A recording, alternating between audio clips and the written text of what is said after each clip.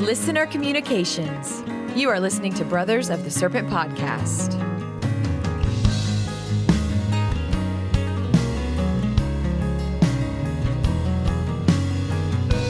And welcome back, ladies and gentlemen, boys and girls, angels and demons and monsters and serpents. This is Brothers of the Serpent podcast, and we are back from our Montana trip here in the 10x10x10 Tangent Cube of Science. Once again, nestled amongst the dusty bones of an ancient seabed high atop the Everest Plateau and away from the Missoula Basin. That's right.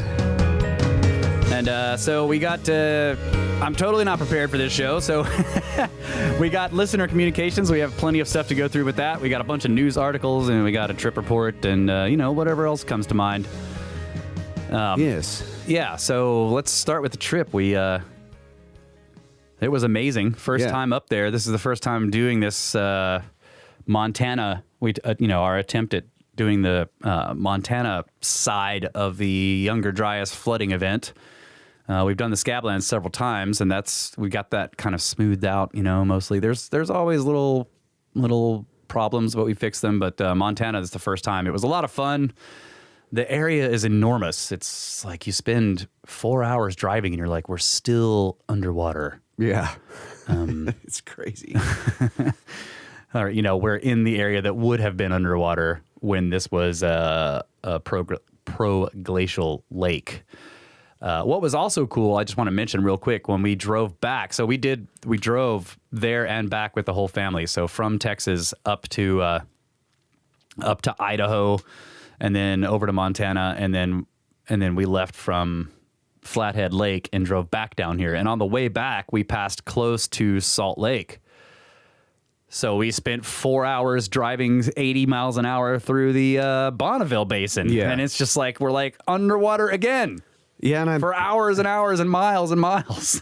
It's crazy. When we first came down into the basin, there was catastrophic flooding evidence. Oh, yeah. Right? We were like, man, look at the ground was ripped up, and there's just huge basalt cliffs and channels. We were like, what is this? Yeah. And then you could look way out in the mountains and see this very defined line, and you could see like above that is normal vertical, water erosion, and below it was like this smoothed out, what you would expect from beneath a body of water. And it was just amazing to drive through that and look at it. And then you pass through a valley, and you pass through a small channel, and you come out into another giant valley, and you still see the line. And you're still in the lake, Yeah.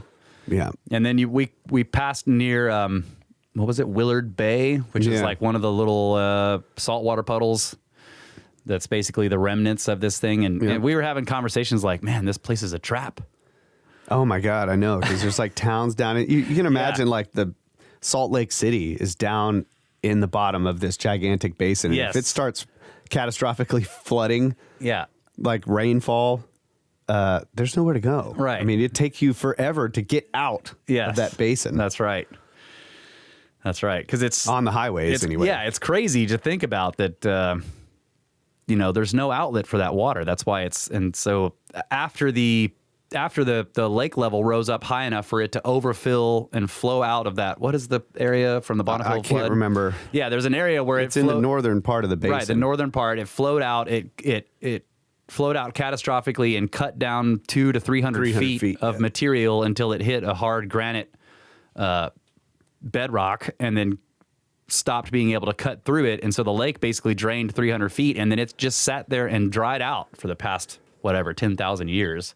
And now it's like a little puddle, but it's still, Salt Lake is huge. Yeah. And there's all the salt flats around it, when you're looking at the maps. Anyway, it was really cool to drive through that after traversing the whole Missoula area and seeing something similar, and then understanding that both of these events were kind of happening near each other, and it's just fascinating stuff. But yeah, Montana was beautiful. Flathead Lake was gorgeous.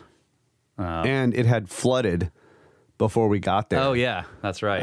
We got rained on like 75% right when we of the roll time. up, it's in the middle of a flood. And so we visited a few dams, and they had all the gates open, and it just water was just pouring out of there. It was pretty awesome.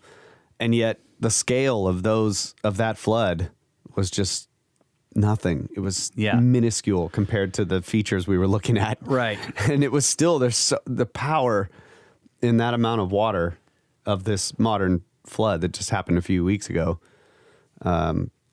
is incredible. And to think that you have to scale that up, by orders of magnitude. Yeah. It was quite a thing. But I think Ronald, the guy that was with us, who is an engineer, like a dam engineer, was saying that, what was it called? The Gorge Dam, the first one we went to. I can't remember the name of it. Yeah, so we went and looked at that, and he was saying that that at the time we were looking at it, it was about 90,000 cubic feet per second was being let out of there. Or maybe that was max. I can't remember, but he looked it up, and he was like, because we were looking at, we're like, how much water do you think that is? Because we wanted to know, what are we looking at here compared to this, the millions, 300 million cubic feet per second or whatever it is for some of the big Younger Dryas floods. And it was, we're looking at all this water pouring through, and it was, I think the dam's max opening can let out 100,000 cubic feet per second. And they weren't opened all the way. Yeah. So it wasn't letting out that much. It was still a lot. Yes, it was still a lot of water. So it was cool. Flathead Lake was beautiful, but it wasn't as clear as it. Like we had been looking at it, a lot of pictures of Flathead Lake. Yeah, it was clear. Before. It was clear, but you could tell there was a little bit of a haze in there from the flood. That's right. And the rain. Yeah, the flood and the rain, and then there was pollen all over the surface. Yeah, but still, you could see down to the bottom when it was 15 feet deep or something. Yeah. Yeah, it was beautiful. I can only imagine what it's like after it's been calm for a month. Yeah. But yeah, beautiful place. So yeah, we're and of course Darren rented a speedboat. So on the flex day, or the break day, which is in the middle of the tour, they got themselves a speedboat and went out onto Flathead Lake, which is basically ice melt water from the mountains around there, and they went water skiing in 12 degrees water. That's fucking 45. Yeah, classic. He didn't flip the boat. Nope. Good job. Yeah, good job, Darren.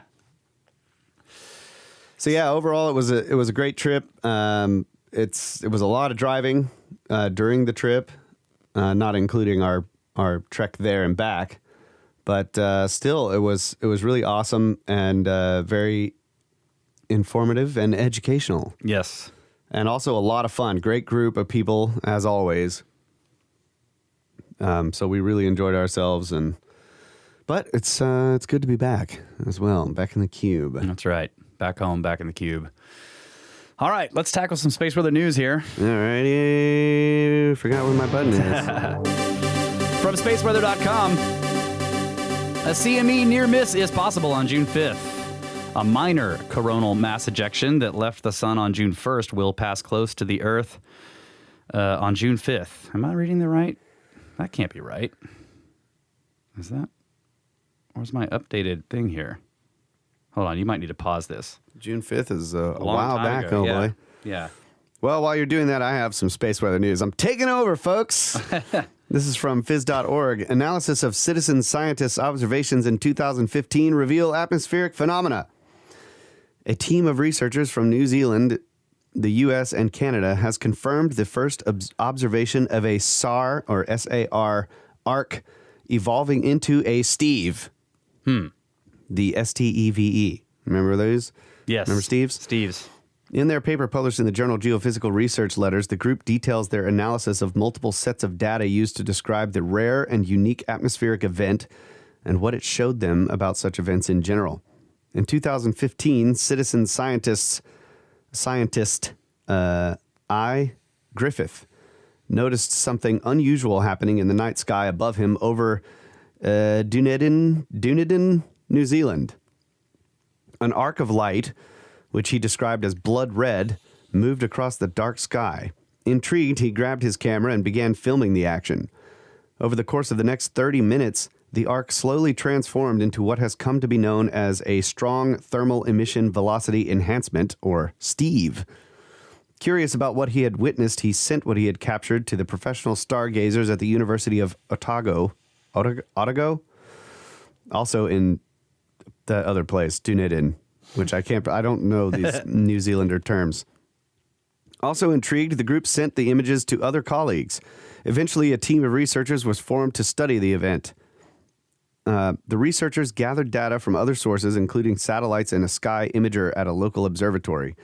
In studying all the data, it became clear that the first images captured by Griffith showed a stable auroral red, or SAR, arc, which is a subauroral structure, and an event that is not actually an aurora, but does occur in the atmosphere due to as yet unknown reasons. The researchers noted that its arrival coincided with a geomagnetic storm, a disturbance of the Earth's magnetosphere, suggesting that the light was due to charged particles in the upper atmosphere. Then, as the arc began to subside, the red turned to mauve. Is that how you pronounce that? M-A-U-V-E? Don't ask me. Okay. The signature of a Steve, which is not very well understood either. And then, as the Steve began to fade, other light appeared nearby, which was described as a green picket fence, which has been reported before, and of which even less is known. The researchers note that all three of the light events were not auroras, as all three appeared to be the result of locally generated energy, rather than of particles coming from elsewhere. They also noted that the event was the first known to have all three seen together. So, yeah. Props to the citizen scientist. Yes. I didn't know that's what you were called if you Citizen just scientist. do science and you don't have a degree. As long as you don't say anything that's outside the standard model, that's what they'll call you. Okay. Otherwise, you're a pseudo-scientist. But I think this is really cool. They show 3 pictures here, or a series of 6 images, and you can see this, the arc Oh, yeah. forming, and then it turns into a Steve, and then it turns into some other thing that, and like all 3 of them, nobody really knows why they happen or what, it's cool. Yeah. Okay, well, I found the proper day for space weather, I think.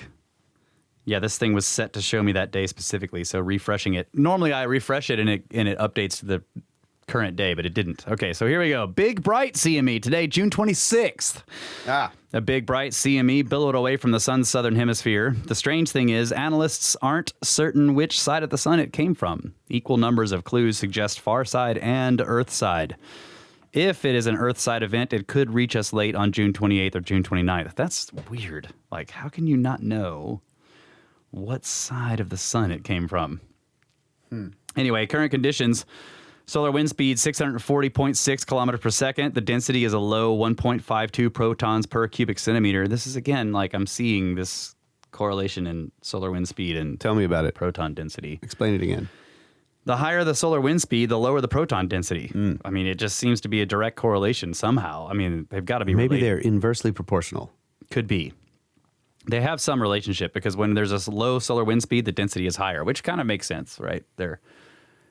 If they're all moving slower, there's a bunch of them together. And if they're moving really fast, they clear out quicker. I don't know.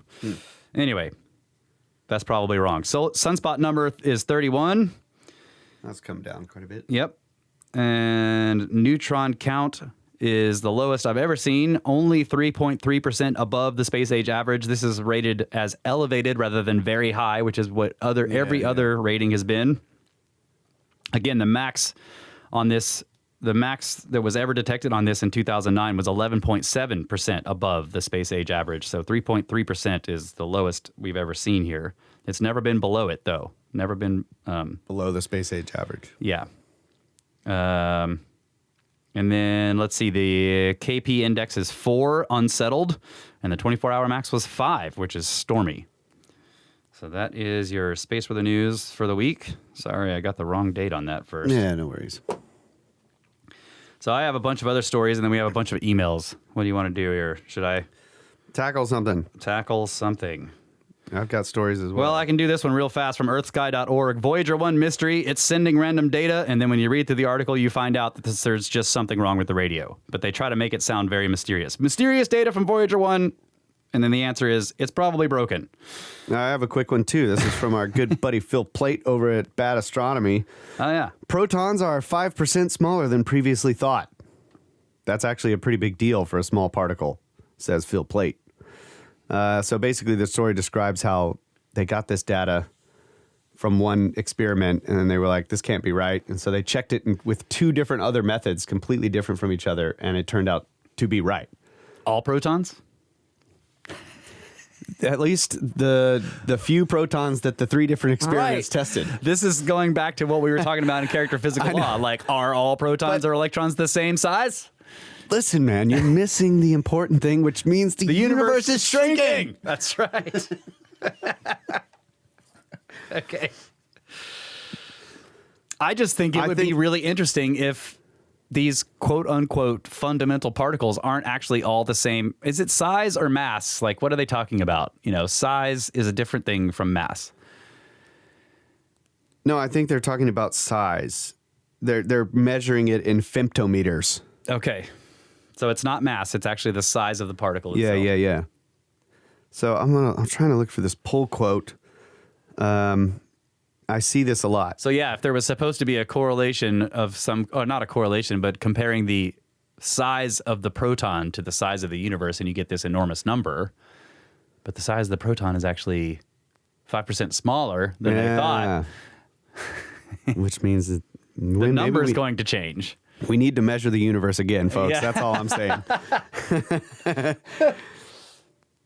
Because if you think about it, right, if let's say, like, what if the speed of light has changed a little bit?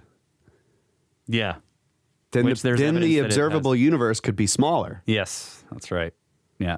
If it's if light is a constant, yeah. All right, well, I have this one from the Debrief, debrief.org. An anomaly detected deep underground could point to new fundamental physics. That right there is what I'm looking for. Keep going. Okay. A 4,000-meter long lab facility more than a mile beneath Russia's Caucasus Mountains. An experiment involving close to 24 metallic disks composed of a rare radioisotope has revealed an anomaly that could reshape our understanding of physics. By the way, this is written by Micah Hanks from the Micah Hanks podcast. Yeah. Although the description above may sound like it came right out of a scene from the X-Files, what it actually describes is the setting for a recent experiment aimed at confirming the possible existence of a new elementary particle, the sterile neutrino. The Baksan Neutrino Observatory is, without a doubt, one of the most unusual laboratories anywhere in the world. Existing below the Baksan River Gorge in the Russian Caucasus, its construction began in 1977, and today it is home to a sprawling network of underground facilities that house an arsenal of technological wonderworks, including the Baksan Underground Scintillation Telescope, or BUST. Since 2019, the location has also been home to the Baksan Experiment on Sterile Transitions, or BEST, a study being conducted within a 4,000-meter-long horizontal tunnel that runs below the slopes of Mount Andriki, an extension of tests that began in the 1980s as a joint research effort between the Soviets and the United States to measure solar neutrino flux. BEST researchers have spent several years working towards new physics insights that may help shed light on dark matter, one of the universe's greatest lingering mysteries. I guess they don't know about the inertia problem. That's what exactly. Now, according to a new scientific paper outlining the results of the ongoing experiment, confirmation of an anomaly that has long perplexed physicists could mean that science is closing in on confirming the existence of sterile neutrinos. That, or it may point to the possibility that something could be awry with our current understanding of the standard model of physics. These results are very exciting, according to Steve Elliott, a lead analyst with the physics division at Los Alamos National Laboratory, which works in collaboration with the BEST experiment. This definitely reaffirms the anomaly we've seen in previous experiments, Elliott said in a statement released by the laboratory. But what this means is not obvious, he says. At the heart of the mystery lies the sterile neutrino, a still hypothetical particle that physicists recognize as being unique, if they exist, because of the way their interactions are only related to gravity, as opposed to other kinds of interactions recognized within the standard model. Presently, neutrinos are known to exist in 3 types: the electron, the muon, and the tau. Previous experiments conducted in 2007 at the Fermi National Accelerator Laboratory and in Batavia failed to locate the evidence of a 4th variety of neutron. However, the results of the new BEST study may have once again shaken the foundations of the standard model, thereby reviving questions that linger about our understanding of physics. There are now conflicting results about sterile neutrinos, Elliott says. If the results indicate fundamental nuclear or atomic physics are misunderstood, that would be very interesting. In a recent study, BEST researchers found that the rates of production of a particular isotope, germanium-71, were found to be nearly as much as 25% lower than what is predicted under the standard model. That's a huge prediction error. The germanium-71 was produced with the help of a set of 26 disks made of another isotope, chromium-51, which served as a point of reactions between electron neutrinos and gallium. This is significant because it aligns in terms of past observations of the anomaly that researchers first detected in the previous experiments that began in the 1980s. The Soviet-American Gallium Experiment, or SAGE, had also conducted tests with gallium and neutrino sources known to be of high intensity. The SAGE experiments had been the first to notice the so-called gallium anomaly, recognized again during the recent BEST experiments. Although more than one possible explanation exists for this anomaly, the oscillation of particles from electron neutrinos to their hypothetical sterile neutrino states is among the interpretations the researchers have considered. If this were proven to be the cause of the gallium deficit in both experiments, it would be significant because sterile neutrinos may be a component of the mysterious dark matter thought to exist throughout the universe, parts of which may consist of weakly interacting particles, or WIMPs. No, WIMPs. Yeah. However, it remains possible that there may be other interpretations that could better explain the anomaly. Elliott and the Los Alamos researchers reviewing the BEST results have noted that one bit of information researchers currently lack involves measurement of the cross-section of electron neutrinos at energies comparable to those in the BEST and SAGE experiments. A possible avenue towards achieving such measurements might include unraveling another conundrum in physics, the temperamental electron density within the atomic nucleus, which has been proposed as a possible input for measuring the electron neutrino cross-section. To help limit the chance of error, careful attention was put toward the use of counting systems as well as sources of radiation, their placement, and other elements in the experiment. Yet, given the possibility that certain theoretical inputs might remain in question, it may still prove that there are aspects of the physics at work in the experiments that will require rethinking. So looking ahead, BEST may attempt to replicate the experiment with minor changes that include a different source of radiation capable of producing shorter oscillation wavelengths based on its rate of half-life decay. So yeah, basically, there's a whole bunch more here, but basically, it seems like there was an anomaly detected, and they've repeated the anomaly, and now they're trying to find out. They're sort of poking around the edges of the experiment, saying like, "What is there something wrong here? What if we change the way we measure it, or change the source of the radiation, and see if we get the same thing?" So it's cool. I'm not quite sure about the source of dark matter. WIMPs are weakly interacting massive particles. Neutrinos are anything but massive. So, yeah, that's cool, man. Not sure I fully follow it. It's kind of hard to follow. With all the particle stuff. Some of it's hard to follow. That's why I tried to give a summary at the end, but I don't really understand all of it either. But it's interesting. Yeah.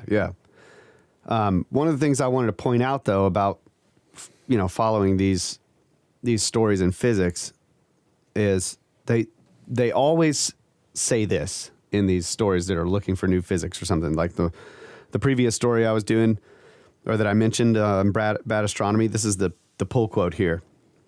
The quantum mechanics world was thrown into a period of head scratching. Well, he says QM. I'm assuming that's quantum mechanics. Yeah. The QM world was thrown into a period of head scratching. Could the older experiments be wrong, or the new ones? Or is there new physics involved? The last bit would be very exciting. Yeah. Because it would mean our understanding is incomplete. And that means more cool stuff is out there to figure out. They always say this. Yeah. They give you like, well, were our old experiments wrong, or our new ones flawed, or is there new physics? Which would be the best answer. Yeah.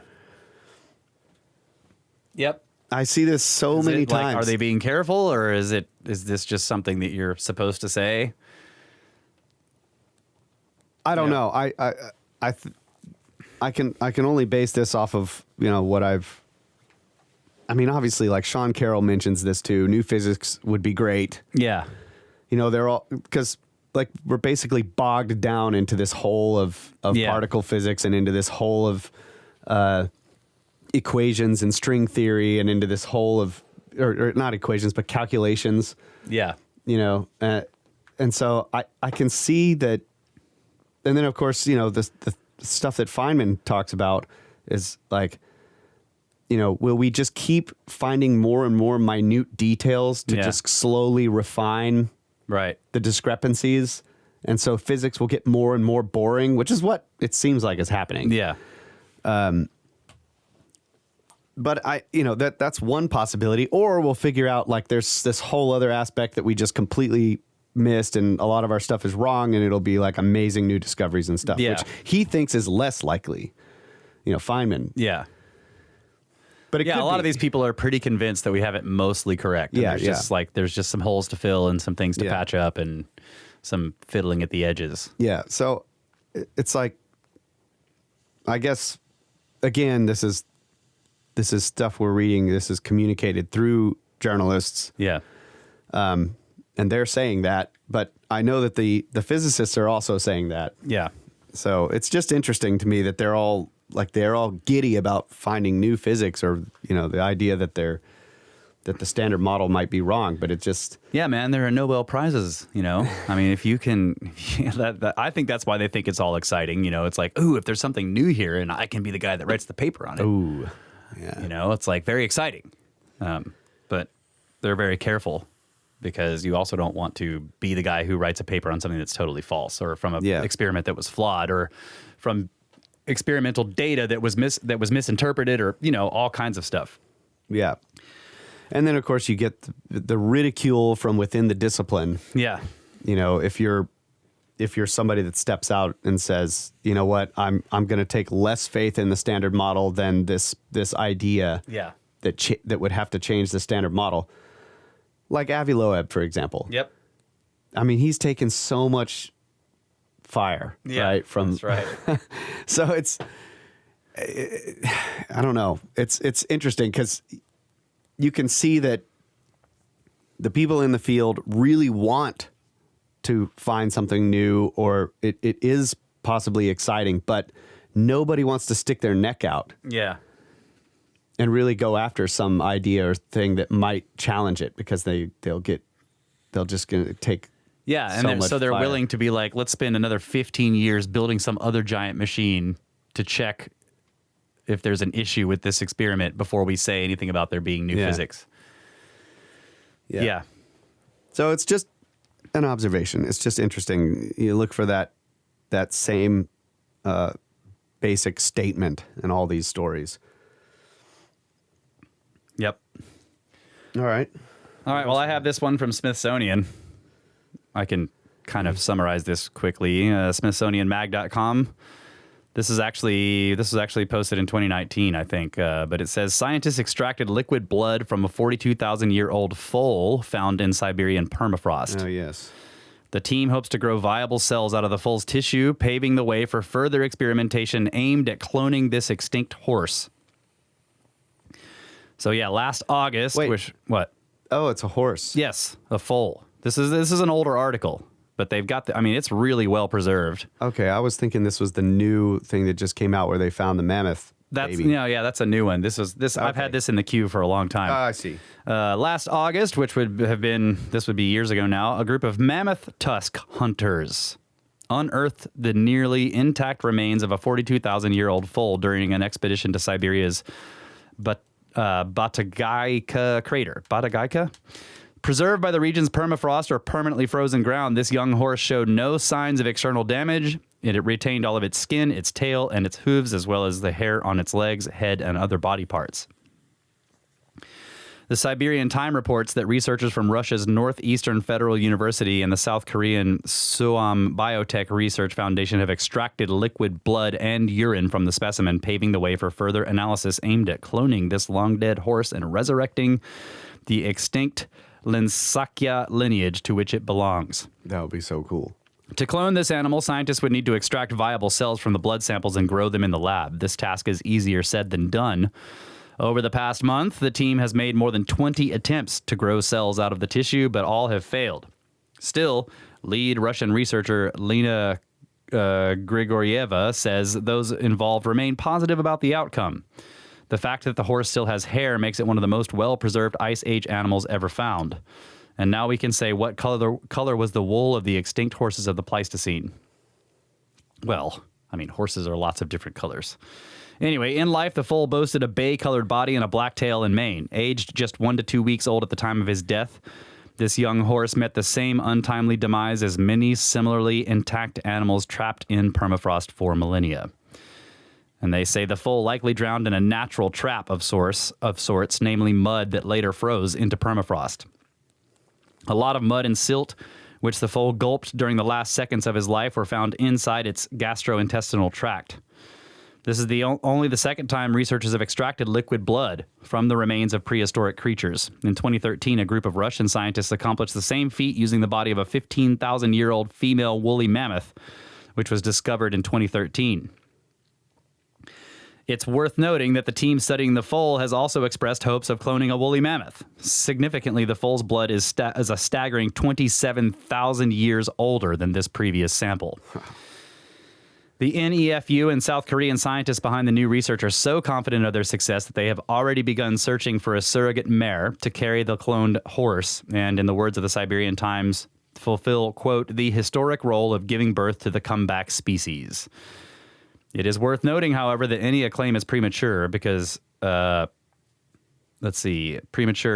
as Dvorsky writes, indicative of the typical unbridled enthusiasm seen in Russian news outlets' reports. So anyway, I think that's interesting, but that was like, this is years ago. So it doesn't seem like they've had success. Okay. Well, just because I mentioned it, this is the near complete mummified baby woolly mammoth discovered in a Canadian gold field. So yeah, it's in Canada's Klondike. They found, the most complete woolly mammoth specimen ever found. It's a female baby, and they say, according to the story, it likely died during the Ice Age over 30,000 years ago. So that's what I thought you were talking about, but... No, but that's a similar story, right? Yeah. This one Are they extracting tissue and trying to clone it? It hasn't said. This is just came out. This is on the 26th. Where's our Jurassic Park theme song? June. Yeah, we need that. 26th of June. So.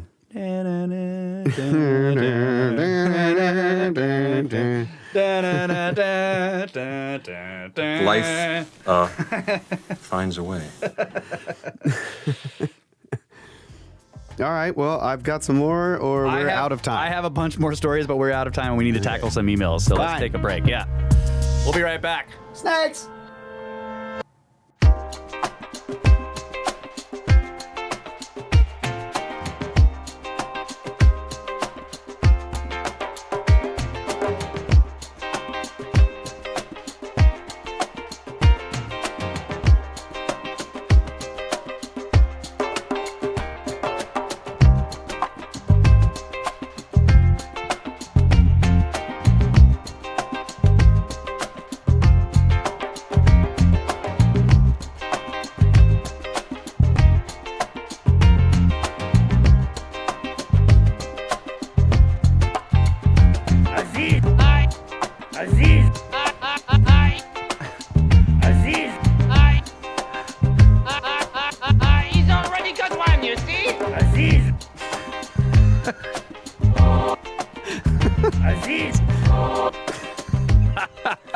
And we're back, ladies and gentlemen, Brothers of the Serpent podcast, doing a little remix on the fly there with the old Aziz Light. Playing with the soundboard, ladies and gentlemen.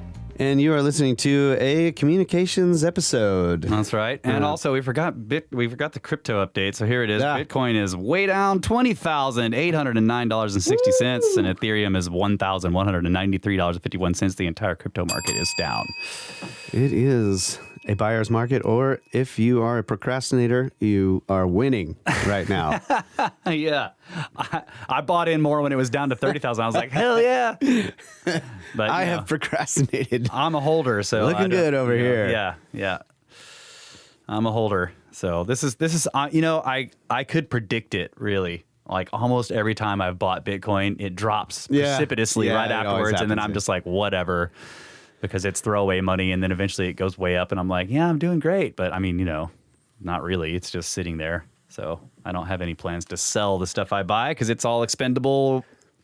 I buy it with the stuff I can afford to lose, like gambling. Yeah, that's the way to do it. Yeah.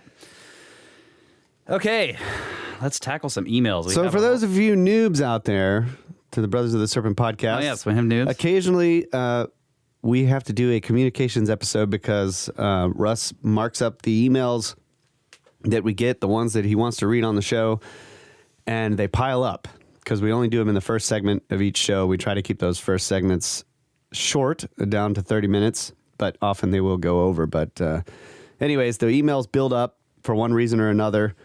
And then by the time we're reading emails that are 3 months old, we're like, we need a communications episode. Yeah, so we dedicate a whole show to you, the listeners and communicators out there.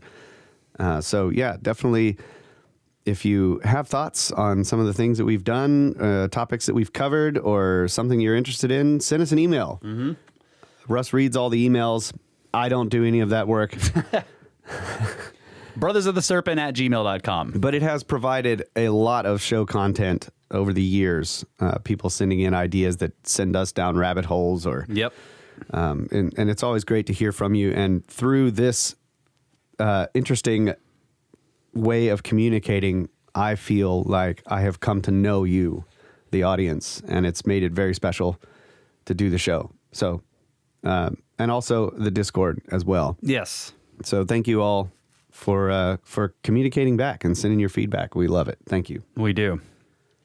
So yeah, we have a bunch. I know if you look at the show list, we did a communications episode only 2 episodes ago, but we were out of town, so weeks have gone by, so many emails have come in. So here we go. This is another one from AJ. He actually wrote in twice. I marked them both, but I didn't read both of them on the last communications episode because I try not to read more than one from the same person. So he says, "Hey, bros. This is an attempt to sketch out a metaphysics that I've been building over the last several years, and hopefully I can do broad strokes that make sense. Someday I'll actually dig into it and really flesh it out, but here's the basics. And side note, I didn't invent any of this. I'm just synthesizing from several sources. First, I like to make the distinction between subjective and objective. Everything can be described from these 2 opposing positions. A rock has subjective experiential qualities, but also objective measurable ones. For example, the UFO phenomenon seems to be primarily subjective, but there are often objective aspects which can be verified by those who did not experience the event, and this lets us say that something did in fact happen." Yeah, I like this. This is good. The philosophy of yoga describes 3 levels to reality. You could also describe them as the levels of experience. You have causal, astral, and material. Causal is the most spiritual, subtle, and it's the source of everything. Then there's the astral. This is the space of imagination, symbol, dreams, lowercase gods, etc. And then the material is pretty self-explanatory. It's where there is objectivity and measurement and so on. I would like to relabel these as I think there's too much baggage with these terms, so let's call them pure experience, symbolic, and consensus. As I understand it, information travels from the subtlest to the least subtle. First, you experience an event through your senses. Before you can label or describe it, it is just happening. Next, your mental faculties engage and you begin to attach symbols to those sensations. Mm-hmm. At the most abstract, it is probably archetypes, and at the least, it becomes language, which is where it can interact with the consensus.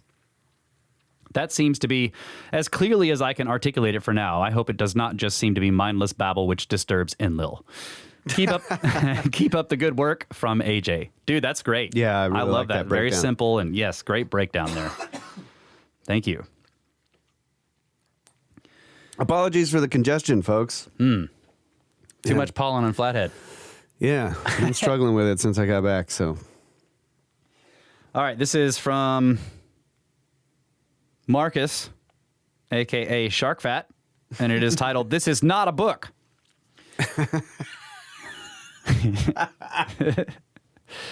See, they troll us back. Like, I Yes. love this. You know, we give them crap and they're just like, hey, this is not a book. Or this is a book and I'm sorry, but read it anyway. All right. Salutations, snake brethren. I was born and inbred here in the UK, and I have been listening to your podcast since one of the earlier episodes you did with Ben from Uncharted X. I'm also a failed musician, so I really both like and appreciate the music that features on each episode. Despite being able to count to 21 when naked, I am in no way academic, so I will try to articulate this the best that I can. Whilst I'm sure that I'm not suggesting anything new here, I figured I would share it anyway and risk some serpent-esque mockery. Yes. Of course, it's always a risk. In regard to those dolomite, whatever they're called, pounding stones, I don't believe they were used as pounding stones. Unless some large but now extinct Egyptian chimpanzees used them to crack nuts, I think they were used as bearings. They would have sat in the scoops under the unfinished obelisk, for example, and allowed it to be rolled out when completed. The scoops keeping the stone balls in place. It may explain the damaged ones and the scoops. Maybe over the last few decades, if Zahi hadn't been putting the ass in Hawass, we might have better answers. One of the other things I noticed recently connects Göbekli Tepe with ancient Egypt. At Göbekli Tepe, the two main stones within each circle are in the shape of a letter T.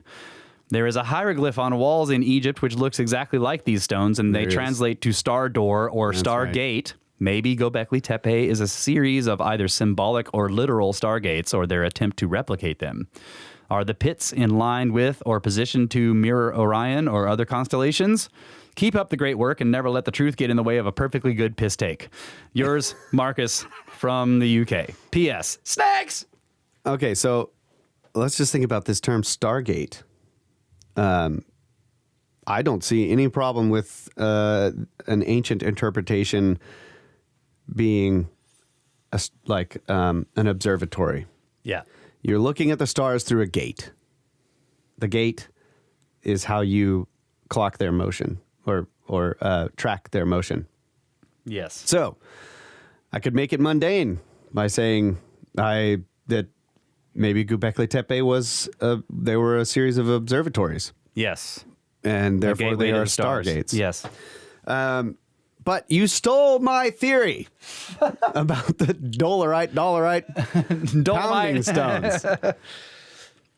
Because I actually said that exact thing on the podcast with Yes, Ben. you did. Yeah. And what's also interesting, this recently came up on Twitter. I saw Ben retweeted it from somebody else, that somebody found a picture of a piece of that granite out there, the Aswan granite, with one of those green balls embedded in it as an inclusion. Yeah. So it's like, is that why they were laying all over the place? Because they're just getting rid of them? Like, in other words, they're in the granite, so sometimes you just got to, clear them out? I think I saw that stone. Yeah. Oh, While you we saw were it there, out yeah. there? Yeah. With the so ball they're in it. Yeah. But it didn't look to me to be a natural inclusion. Oh, okay. But I'll have to check it again. But I do remember seeing one of those stones like jammed into a piece of granite. Like Okay. it looked to me like it was jammed in a hole. Yeah. Oh, okay. But maybe it is an inclusion. I need to take a closer look, I guess. Yeah. That would be strange. It would. Yeah, huh. We'll have to. Yeah. But I definitely we'll have like. to check when we go back. I really do like the idea of the dolomite balls being set in each one of those scoops. Keeps them from rolling down the slope. Yep. Of the excavation. Mm-hmm. And then when they break it off the bottom. It doesn't connection, fall all the way to the floor. Yeah. It lands on the bearings. It teeters over and lands on the bearings. They can then roll it further or do what it helps it be Yeah, movable. you can maneuver it. You can't can roll maneuver it. it a little You bit. can't really Not roll roll it because the balls won't come out of the scoops. But Not it doesn't. rolling it. Yeah. And I don't know about it helping them get it out of there because, they'd have to make a pathway. I mean, it's in a pit. Another observation. Surrounded by cliffs. Yeah. But it does also keep it up off the Yes. floor a bit if you're going to get your rigging around it. That's right. But those scoops would also do that. A little bit, yeah. Yeah. So the dolomite. You could run your straps. Yeah. Under. Well, I guess if you're snapping it off, you're going to have a section there where it's, Yeah.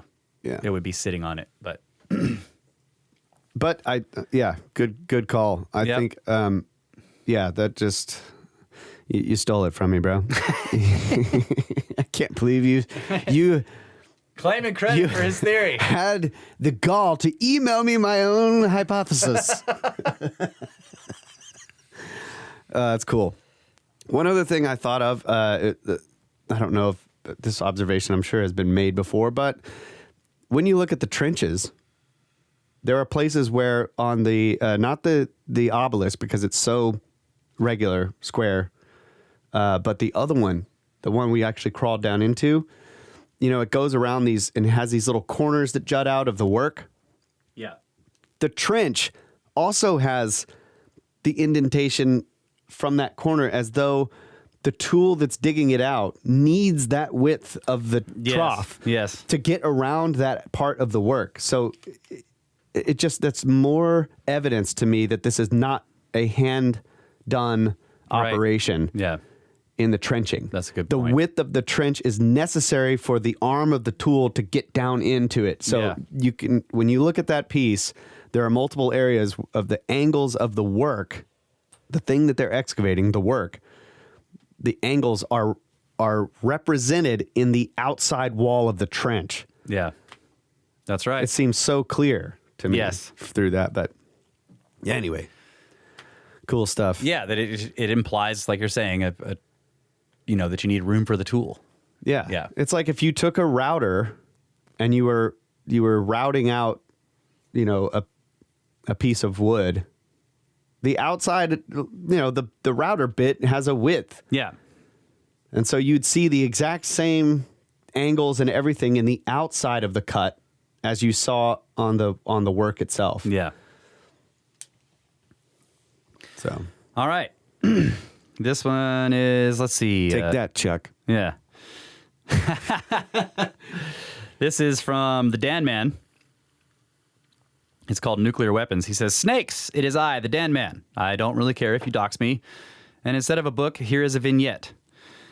I had a thought recently about the sightings of UFOs around nuclear events. This would be in regards to the possibility of an afterlife. So if energy cannot be created or destroyed, and the life force of someone is transferred to some other plane of existence after bodily death, do nuclear explosions alter this life force, or at least discombobulate it? This is a technical term, enough to create a real death. This could be one explanation as to why there was an uptick in UFO activity after the Trinity testing. Or it couldn't. LOL. Still thought it was a fascinating thought experiment and wanted to share it with you. Stay weird." From the Dan Man. Yeah, so this is in reference to, you know, like, I think people, there's this implication that there was an uptick in, like he said, in UFO incidents that seemed to start around the beginning of the nuclear age when we were doing a lot of nuclear explosions. So a lot of people have looked for explanations of this, and the simplest one seems to be that that the aliens are really disturbed that we're blowing up nuclear bombs, you know, and they're very concerned. They show up with their concern face. You know, they're like, "We're having a giant war in heaven, but you guys are blowing up these bombs down here, and that's really bad." Meanwhile, we got to get back to our huge war over the entire universe.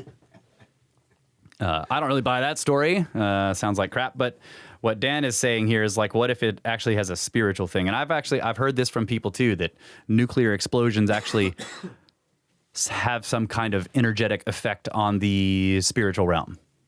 And this is what is disturbing the whatever the UFOs are. So is the sun doing this all the time too? Yeah, I don't know.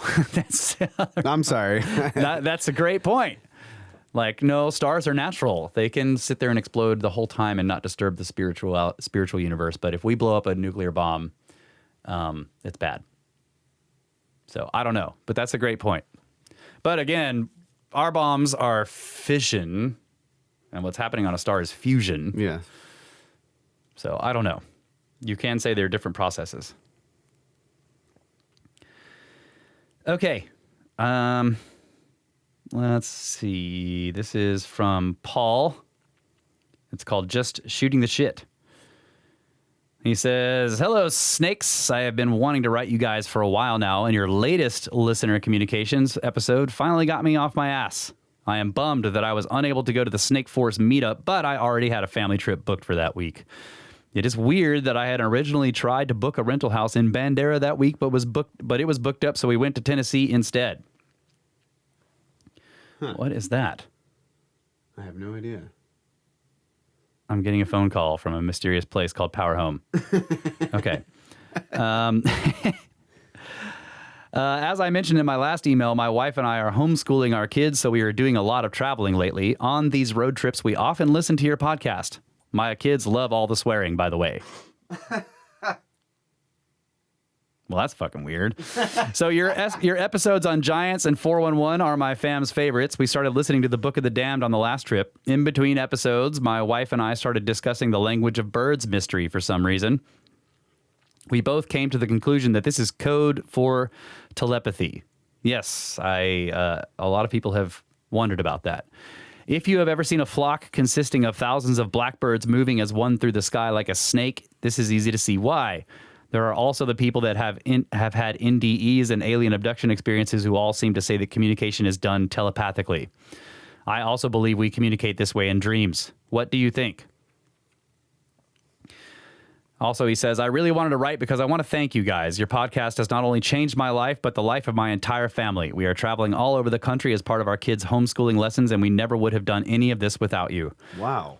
I was very apprehensive about homeschooling before finding your podcast in March of 2020. My wife was even more reluctant until I had her listen to the Snake Mom episode, and that changed her entire outlook. Oh, my gosh. Now we are making trips everywhere. We can't wait to get to Cape San Blas thanks to your stories. We have so far traveled to ancient sites in Alabama, Georgia, Tennessee, Missouri, and New Hampshire. We also went to Cahokia in Illinois and, of course, the Snake Mound in our home state of Ohio. Thank you for opening our minds and making this possible. Wow, dude. This is incredible. Holy crap. Your fellow snake, Paul from Northwest Ohio. P.S. For our next trip, we're going to Texas. I don't expect any special treatment, but I was wondering if you're going to be there when we are. We'll be in Round Rock on the 6th, and you give some dates here. We'll be in the state for 5 days. I was really hoping to get a look at the orchard you work at and the winery as well. My peach orchard has not been very productive lately, and seeing how you trim your peaches might help me. I'm also thinking of starting a cidery, and making wine is very similar. If a meetup at that time isn't possible, maybe you can have the next Snake Bros meetup at the Snake Mound in Ohio. That would be awesome.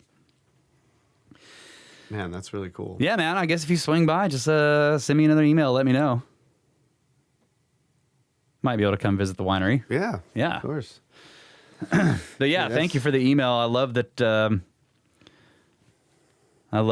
Snake Mom convinced your wife there about homeschooling. That's incredible, man. That is really cool. Yeah, it's really awesome that you're traveling around with your family, seeing all these ancient sites with your kids. So much to learn, dude. And even just the. We're trying to do it with Kyle's kids. Yeah, the adventure itself is like a massive, learning experience. Yes, for the crumb crunchers. That's right. And us. That's right. I want to go back to the previous email real quick. Okay. And I just didn't really. And then we got to tackle the telepathy the question about language of the birds. Well, we can do that now. That's fine. So I just wanted to say that we have also discussed this. I don't know if we've ever mentioned it on the podcast, but the Watcher and Kyle and I have talked about, is it possible that there's some kind of telepathy involved here, that people could telepathically communicate, and we lost that somehow in, I don't know, changing of the magnetic field, or, there's all kinds of possibilities. There's implications of this in, various alternative books. I think Sitchin might talk about it, but this idea that this secret lost language of the birds that, you could say, did we lose this in the confusion of tongues, the Babel event, whatever is going on here? It seems like the implication is that we used to be able to all talk to each other in a way that was really efficient and made it easy to cooperate and build giant civilizations. And then somehow that gets lost or destroyed or purposefully screwed up by something else. That's the story. Okay. So, yes, the possibility of it being a telepathic kind of communication that didn't require, spoken word, which causes there's a barrier problem there and a translation problem, even in the same language. There's a filter problem. Yes, right. So, let's look at it this way: if this can't possibly happen, but if somehow humanity suddenly had to live in a vacuum. There was no more air.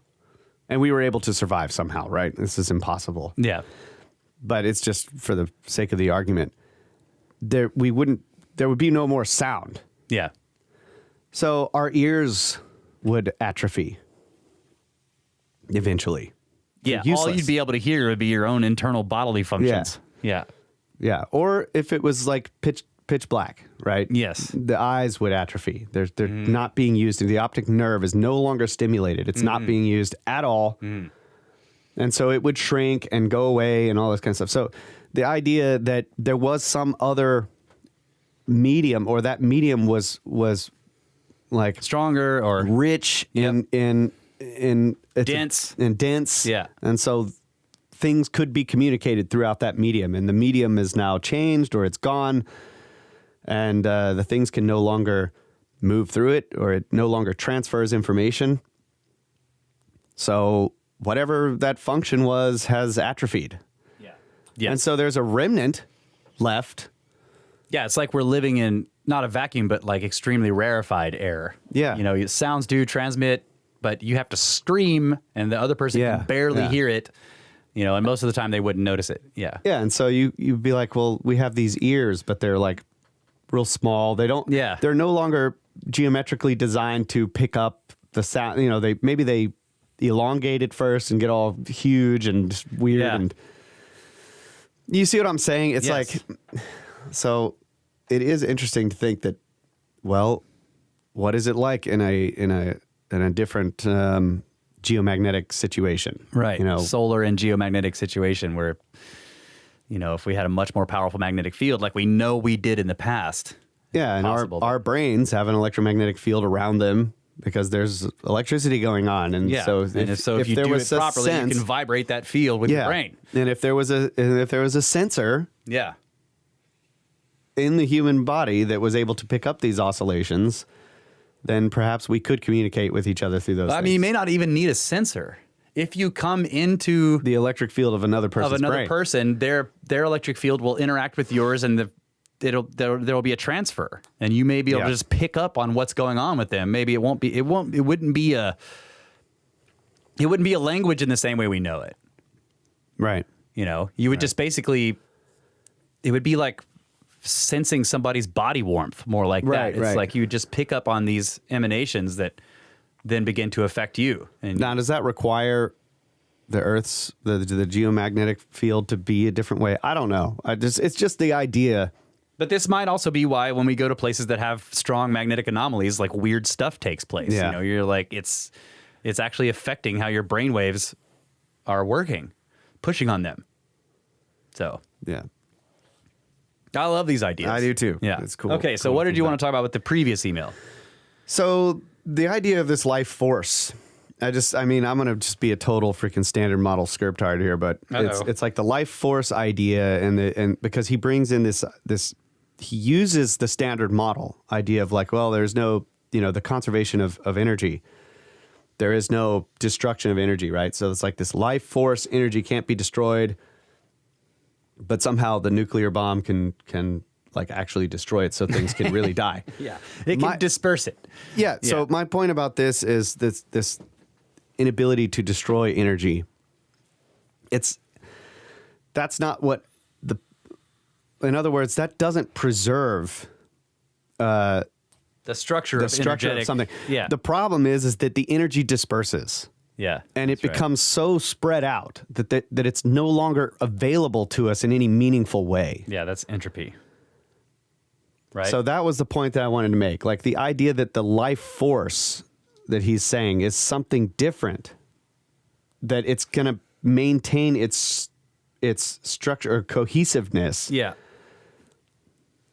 It's like, well, you could say the life force, if it's energy itself, is still there for every person, but it has now been dispersed. And so it's all the energy is still there, Yeah. but it isn't the same thing that it was when it was a life form. Right. Putting out the fire doesn't kill the energy. It's just changing. You know, the fire itself is like is causing entropy. You know, a fire is basically converting material into radiant energy. It's converting a condensed energy. Yeah. Like an energy that has been through the phenomenon of life has been sort of like condensed into this. That's right. It is taking the power of another fire, the sun, Yes. and sort of crystallizing it into a material, and then you're taking that and decrystallizing it into a fire. And then spreading that energy out in such a way that it's no longer gettable. Right. Yeah. Or usable. You can capture some of it by standing near it. Yeah. You see what I'm saying, though? Yes. It's just like, it's once it spreads out to a point to where it's like, well, it would take way more energy to go and recollect it. Yeah. Yeah. That's the arrow of time. That's entropy. Yeah. Yes, the dispersion of energy into basically, it's like a heat loss or something, you know, it becomes chaotic. I mean, this is the problem with, you know, trying to use the ocean waves, for example, or the sun as an energy source. It's a lot of energy. Yes. There's so much, but it's so spread out that it's like, Yes. well, let's build a solar panel the size of the Earth, Yeah. and then we'll have tons of it. Yeah. And well, the Earth is already there doing that. Yeah, let's just build a Dyson sphere. That's why when we build a dam in a valley, you know, in a river valley, that is basically the same thing. Like the Earth is already the solar panel Yeah. that is collecting the energy of the sun, and it's creating another process, making clouds, and those clouds are then being moved around by the forces of jet streams and Yep. stuff that are also caused by the energy of the sun. And then it rains somewhere, and the slopes of all the land masses Collect that stuff. all that water. And now you have this extremely concentrated and form dense of that burn. energy Yes. in the form of water flowing downhill Yeah. in a trench. And so we put a dam there, and now we're utilizing that collected condensed energy that came from the incredibly spread out vast energy that's coming from the sun. Right. So it's solar. It's a free lunch, but not really. It's freer than other stuff. Anyway. Okay. One more, and then we'll take a break. This is called Bigfoot from Josiah. He says, greetings. First of all, big fan of the podcast. You guys are entertaining and very informative. I've only just started listening a couple of weeks ago, so I have a ways to go to catch up on your recent episodes. And I was wondering, and maybe you've touched on this in a podcast already, I've only listened to episode 9 through 27. What sources would you recommend for information on Bigfoot? I've tried listening to some stories on YouTube, and it's really hard to take them seriously. I have a friend that ended up getting mistaken for Bigfoot while wearing a ghillie suit one time, so I'm fairly skeptical of just any old story. I want real information with minimal risk of hoax, and I know you guys think about things critically, so what would you recommend? Thanks, from Josiah. Well, we're not cryptid guys, really. I don't think we've ever done a show on Bigfoot.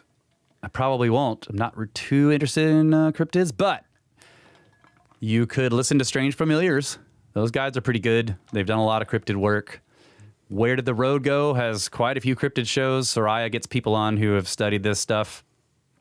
But yeah, I would recommend maybe not watching YouTube videos on it. I don't know. Just like look for podcasts. There's some great podcasts out there about cryptid. There's another one I can't think of right now. I don't know what it's called. Bigfoot something. But yes, there's quite a few good cryptid podcasts out there. To me, if you're interested in that. To me, the most interesting thing about the Bigfoot stuff is not the individual stories, like the anecdotes, but the more ancient or older legends that you can find of, and that they're all over the world. That's the interesting thing to me about it. Yes. I mean, I do like some cryptid stuff. Like I like the lake monster. Yeah. But still, I'm not interested enough to do research and shows on them. Like, you know, when we were driving around in Montana, we were talking about, well, Flathead Lake has a lake monster, and a lot of the glacial lakes have lake monsters. And, you know, Randall was just mentioning that it's interesting. There's an interesting connection between how most of the lakes around the world, or many of the lakes around the world that have a serpent-like cryptid involved in their urban myths and legends that go back, a long time, were all created in the same way. Yes. And so there may be something about that serpent type. The lakes were all created. That's right. The lakes were all created in the same way. Yeah. So that's interesting, but specifically looking for cryptids, I am interested in, discoveries of new species of animal. Didn't you have a story about the Homo floresiensis? Yes, I did. Yeah. Is Just a brief mention. Is that a cryptid? Well, no, but I mean, it could be the source of some. Yes. What people might interpret as cryptid. So the Homo floresiensis is a small, hominid. Yes. There was a lot of controversy about it, but they eventually basically demonstrated that, that this tiny thing, this small version of a human, used to live on this island. And there was a story recently about how some people are wondering if there's still some around. Yeah. In where was it? In the Amazon or some jungle somewhere? Papua New Guinea. Okay, yeah. So yeah, I think there's, to me, there's interesting aspects to it, but it's not in the anecdotal stories. So, right. It's in looking at the larger picture of the long-standing legends that continue to this day all over the world of very similarly described beings. Yeah. Right. Oh, I know. Ivan T. Sanderson was very interested in cryptids and just specifically new and very strange forms of life. And he traveled all over the world researching stories and legends and looking for stuff. And he always found something interesting. So maybe check out some of his books. All right, cool. Yeah. All right, we'll take a break. We'll be right back, folks. That's right. Snakes!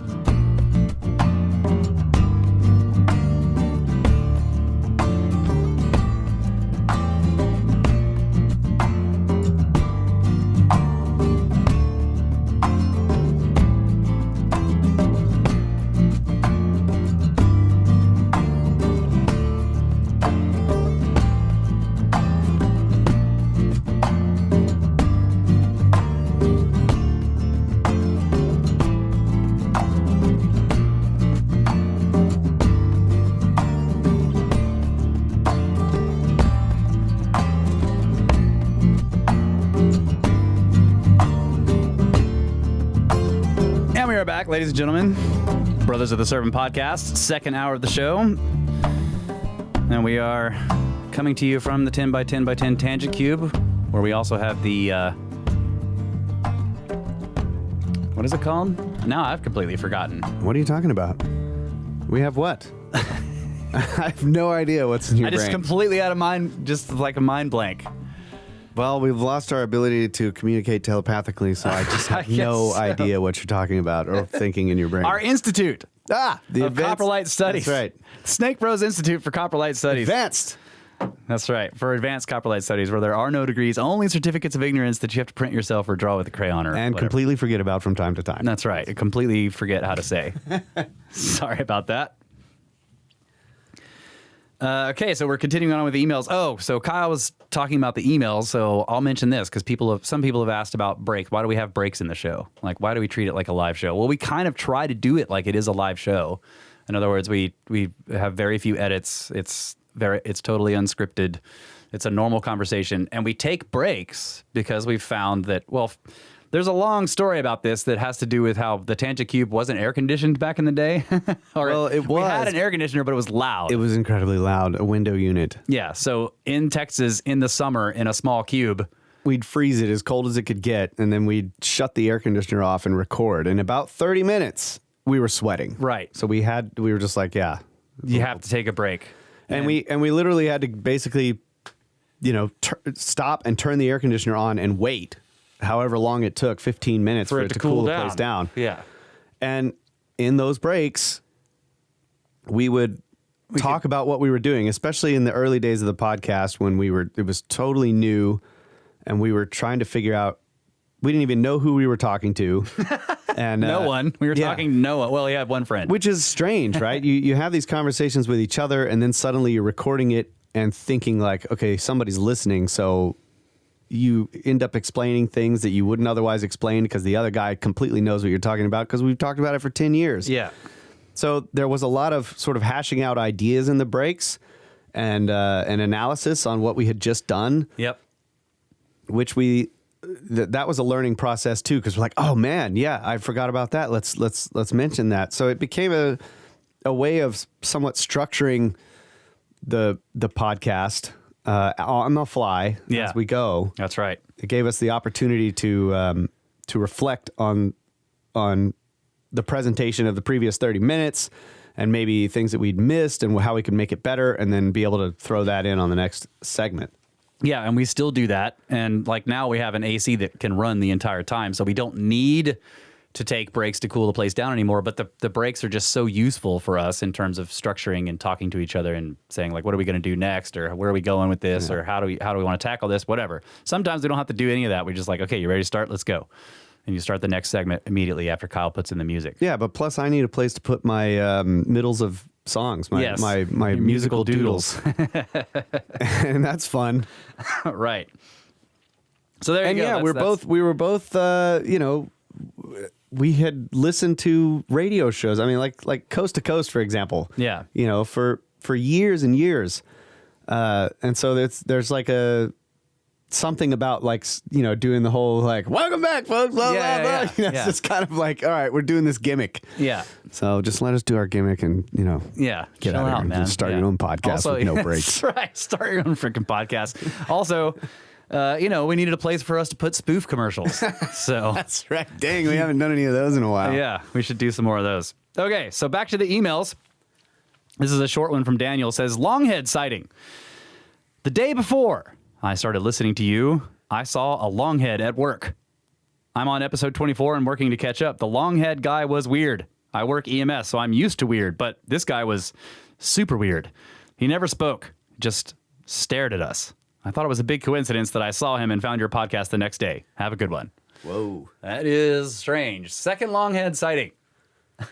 Dang, man. I need more details.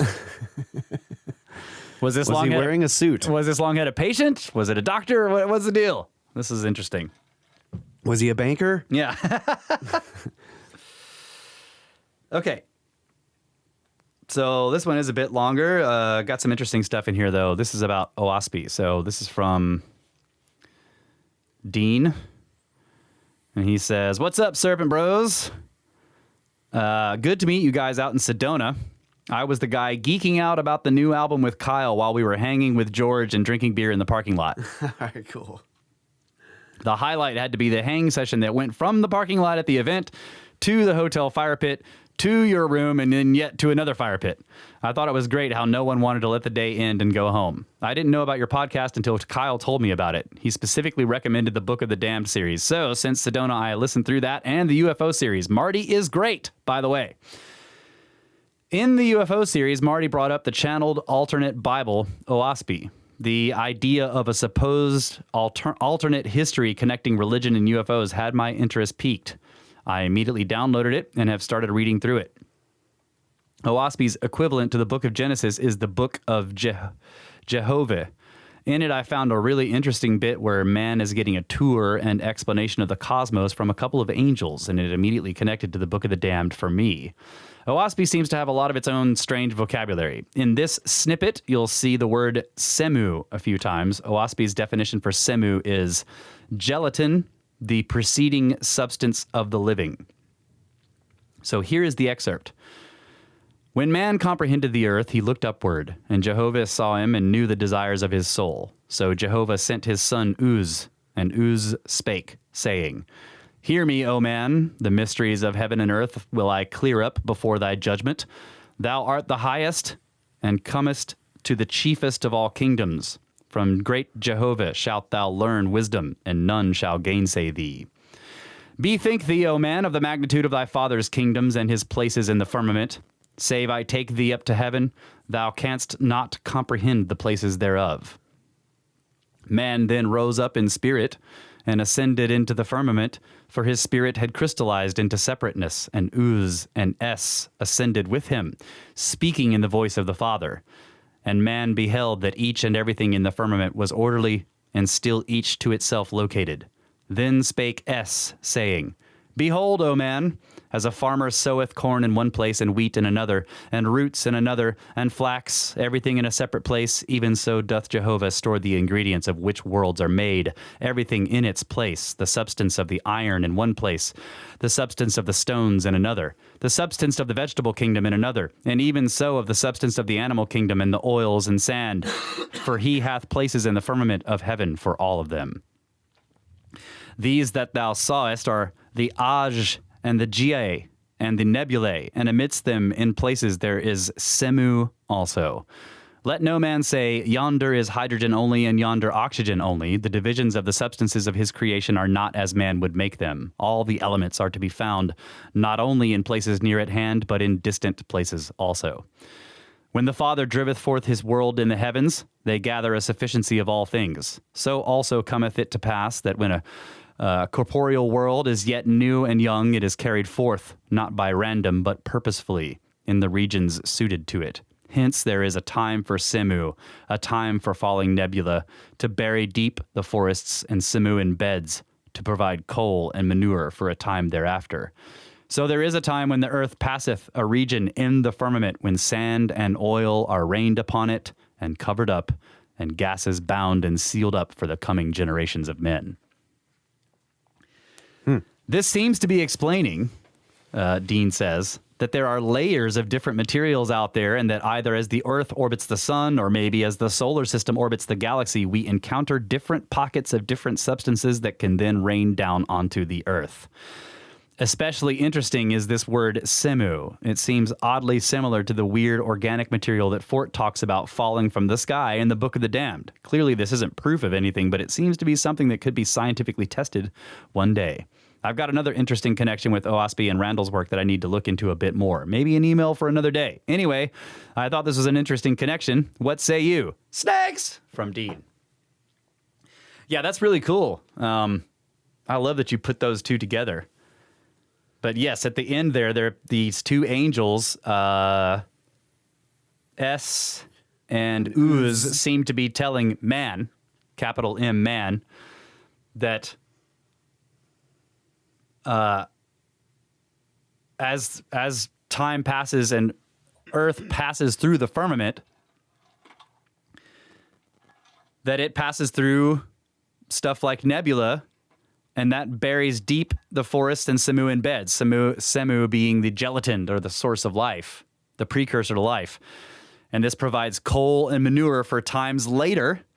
So there is a time when the earth passes a region in the firmament where sand and oil are rained upon it and covered up, and the gas is bound and sealed up for the coming generations of men. Yeah, that's interesting. That's really cool. I like that connection. So, but it sounds like this book, OSPI? Yeah, I remember Marty was mentioning it as a channeled Bible. That was, Yeah. It written sounds in like the something. 1800s. Okay, 1800s. Yeah. Yeah. It sounds like something more modern. Like, Yeah, it's written in the King James style, but Right. it's channeled material. Okay. This is a very short one. It's a question. Ancient Martian rivers. You remember we covered this? We covered something about yes, this. yes. I did a story on this. This is from Clint. It says, in regards to the Mars article that Kyle read on episode 247, must the liquid that formed the channels on Mars have been water? Thanks, snakes, from Clint. So he's implying that maybe it wasn't water that caused those channels. It was mercury. Yes. Yes. Yes. God, can you imagine the power of that river? Oh, my God, yeah. Wow. Rivers of mercury. I'd like to go kayaking in a river of mercury. You can't sink. Right. Can't You don't possibly even need sink. a kayak. You Right. just sit on it. Just sit on it. I mean, I don't know. Yeah, it doesn't have to have been water, but what else could it have been, But yes, it could be any liquid, I suppose.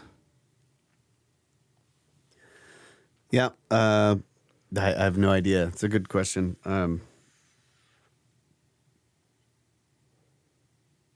Don't know. Don't know the answers to that one. I don't either. All right. Another short one here. This is called Thanks and Ridiculous Words from David. Dear Snake Bros, you are the best and you are my podcast friends. Thank you for being with me while I make dinner and enjoy a spot of bourbon on most nights. I'm a snake in my own way, but on a slightly different theme, spirituality. My crazy friend told me about your podcast, and now I am hooked.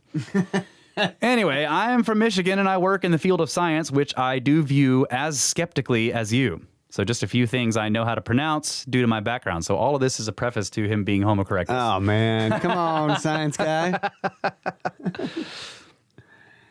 Mackinac, or Mackinac, is pronounced Mackinac.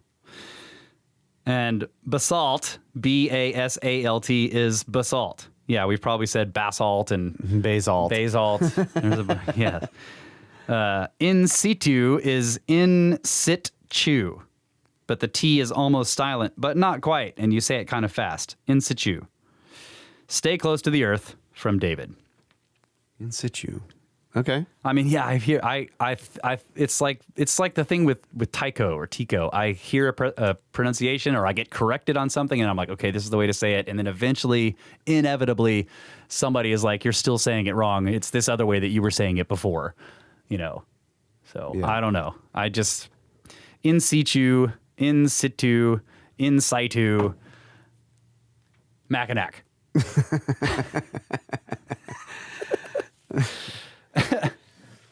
Well, thanks, buddy. Yeah. Tell us more about your skepticism on science Yes, stuff. I'd like to hear that. Yeah. Okay, this is a comment on the website in relation to 247, the character of physical law. From Bob, he says, "This is good stuff. I recall a college professor teaching the Tycho Brahe stuff. First, it is pronounced, he spells it Tieco. Tycho, not Tico. Second, if memory serves, Tycho and Kepler were friends, and it was understood that the observations Tycho was recording would take a long time, and that Kepler, who was younger, would be the one to take the observations and make some mathematical sense and create a model of the motions of the planets and sun, etc. Keep this going. This is really good stuff for us guys who shirked math in school only to find that math is everything when it comes to science." So what? I'm sorry, I was like zoned out. What was his point about Tycho and Kepler? He's saying that if memory serves, Tycho and Kepler were friends. Yes. And it was understood that the observations that Tycho was recording would take a long time, and that Kepler, who was younger, would be the one to take the observations and make mathematical models out of them. So what's this? There's this. I've heard the other argument that Kepler was sort of doing something wrong or What I read was that Kepler was Tycho was Kepler's mentor. So yes, Kepler was younger, but that they weren't necessarily in agreement with each other about helio versus geocentrism. right. So But I don't know. some people suggest that Kepler was doing being sort of shady or something about. Yeah. There's some of that with the Tycho models. Yeah. So people were like, well, Kepler was actually being an asshole somehow, and Okay. Yeah. I don't know. Maybe we can look into that more. But I read some stuff when we were doing the character of physical law about their relationship, and it's they were a mentor and student, but also there was a bit of a rivalry there. I don't know. I'm not sure. Which is not unusual. No, of course not. Yeah. But I've heard that, or I read that Tycho was interested in geocentrism and Kepler wasn't really. And so Tycho was trying to give him data that would take Kepler a while to work through, like the Mars data or something like that. I don't know. I need to clear this up really and read more about it. And maybe we can tackle this on the next character of physical law episode. And that, by the way, is one of many pronunciations provided to us by people on how to say Tycho. Yeah. And they're different. Right. Because Randall is the one that says Tico. And I used to say Tycho, and then on Cosmographia, he was like, I think it's Tico. And I was like, oh, okay. So then I started saying Tico, and then we're doing the character physical law, and Kyle's like, it's Tycho. And I'm like, what? So So then we're in Montana, and I told Randall this. I was like, yeah, so I know you say Tico, and I was saying Tycho while we were doing character physical law, and Kyle says that in the lectures, Feynman says Tycho, and Randall's like, well, Feynman is wrong then. You know, but that doesn't discredit his other work. And I'm like, okay. So Randall is certain that it's Tico. So I have no idea. All right. What time we got? Okay, we're good. So this is from David. David March. He calls himself Crazed Animator and Fiddler. 5 days before summer solstice. Says, Dear brothers of thee, I should have anticipated that being so formed as to subdue their luncheons with snaky lips and use belly scales and wriggling to locomote are unlikely to provide their listeners any pause in the conversation. What? Because we aren't mammals, there is no pause in the conversation. I see. Okay. It just is continuous. We hear a lot that scientists admonish us to embrace the duality of quantum phenomena. Well, the rapid-fire exchanges between the two siblings tosses some of us into even more drastic multidimensional perplexity. For my part, you two regularly plunge me into a matrix of simultaneous overlapping laughter, admiration, stupefaction, aggravation, and stunned humility. Humility because I know how long it's taken me to acquaint myself with some of these concepts. Aggravation because I have to rewind again on account of laughing made me miss 5 or 6 subsequent lines. And stupefaction at how much you whippersnackers have learned and how many insights you casually integrate. And admiration ditto, and laughter because, well, pyramids. So I've stopped worrying about sorting out which voice goes with which brother, just trying to keep up with the fire hose rush of lightning vocal impressions, pop culture allusions, and sheer wisdom. After enjoying your contributions to all 84 episodes of Cosmographia and finishing radiation therapy, I bit the bullet and started with Brothers of the Serpent episode 2, and now I'm up to episode 14. It truly lightens the tedium of packing up my house for relocation. Meanwhile, it is sad to see the academics puzzling how to pound their square peg Göbekli hypothesis into their teensy orthodoxy hole. Maybe we should take pity and set up retirement funding with shiny new paradigms. We'll call it the Boslow Memorial Pensioners Fund. This guy writes great emails. And he always includes little doodles in them. Crazed Animator and Fiddler. Thanks, David. Oh, yes, and finally he says, snakes! I think I have another one from him up here somewhere. Let me just find that and we'll tackle it now. Yeah, right here. So after listening through Snaky episode 33 this morning, he says, Russ and Kyle Allen, regarding the shameful abuse of Gantenbrink, thank you for doing the research and sharing the continuing charade of the villains Lehner and Haas. Sorry I missed all of that unfolding Gantenbrink episode culminating in the bullshit ballet of 2003. I was then extricating myself from my former life to return to Virginia. And then there's some stuff here that he says that I can't say. But meanwhile, he says, Virginia Beach, the resort city where Edgar Casey had spent the last years of his life and his friends and supporters had founded the ARE as his legacy, is where my family settled in time for me to finish high school. Returning after 6 years of college and a handful of short animation gigs, I made pocket money playing my fiddle occasionally with guitarist Dan Lehner, Mark Lehner's younger brother. This is weird. The two of us had just reached voting age, and Dan was a great kid. I only had a couple of conversations with his brother years before he became National Geographic's go-to authority and de facto celebrity spokesman for the international community of Egyptologists. Wow. So having only his public behavior and the bits that survived editing to go on to broadcast and print publication, I see what any of us can see in the broadcast and print record. I remember watching some of the ludicrous demonstrations the learned doctor staged and wondered how the guy still had any credibility. I wouldn't trust either of them to tell me so either of them being Lehner and Haas, I wouldn't trust either of them to tell me whether the sun was shining if we were standing together in the shade of the Great Pyramid at high noon. So, hey, I bet you could do some fun music to work with these words. And he says, I hereby release and quit claim, etc., granting full authority to Russell and Kyle Allen to slice and dice and use these syllables or not as it pleases you. From William March on this day of Monday 20th, June 22. And then he has some lyrics here. Should I read these? I read these to you? Yeah. Okay. Lyrics. I nearly made an enemy, spilled my drink so lemony. But now my little peony, my ocean cutie sweet and fine, won't rest her soft anatomy or sit on any other knee but mine. She grants me sweet hegemony, my darling love anemone. Since the surf around us flowed, she fell for me on Bimini Road. Not just any anemone, nor merely any Bimini, my loving sweet anemone. Along the waves we rode, all the way from Bimini Road. You gonna make that into a song, bro? Like a folk song? It's great. I don't know if I can do that.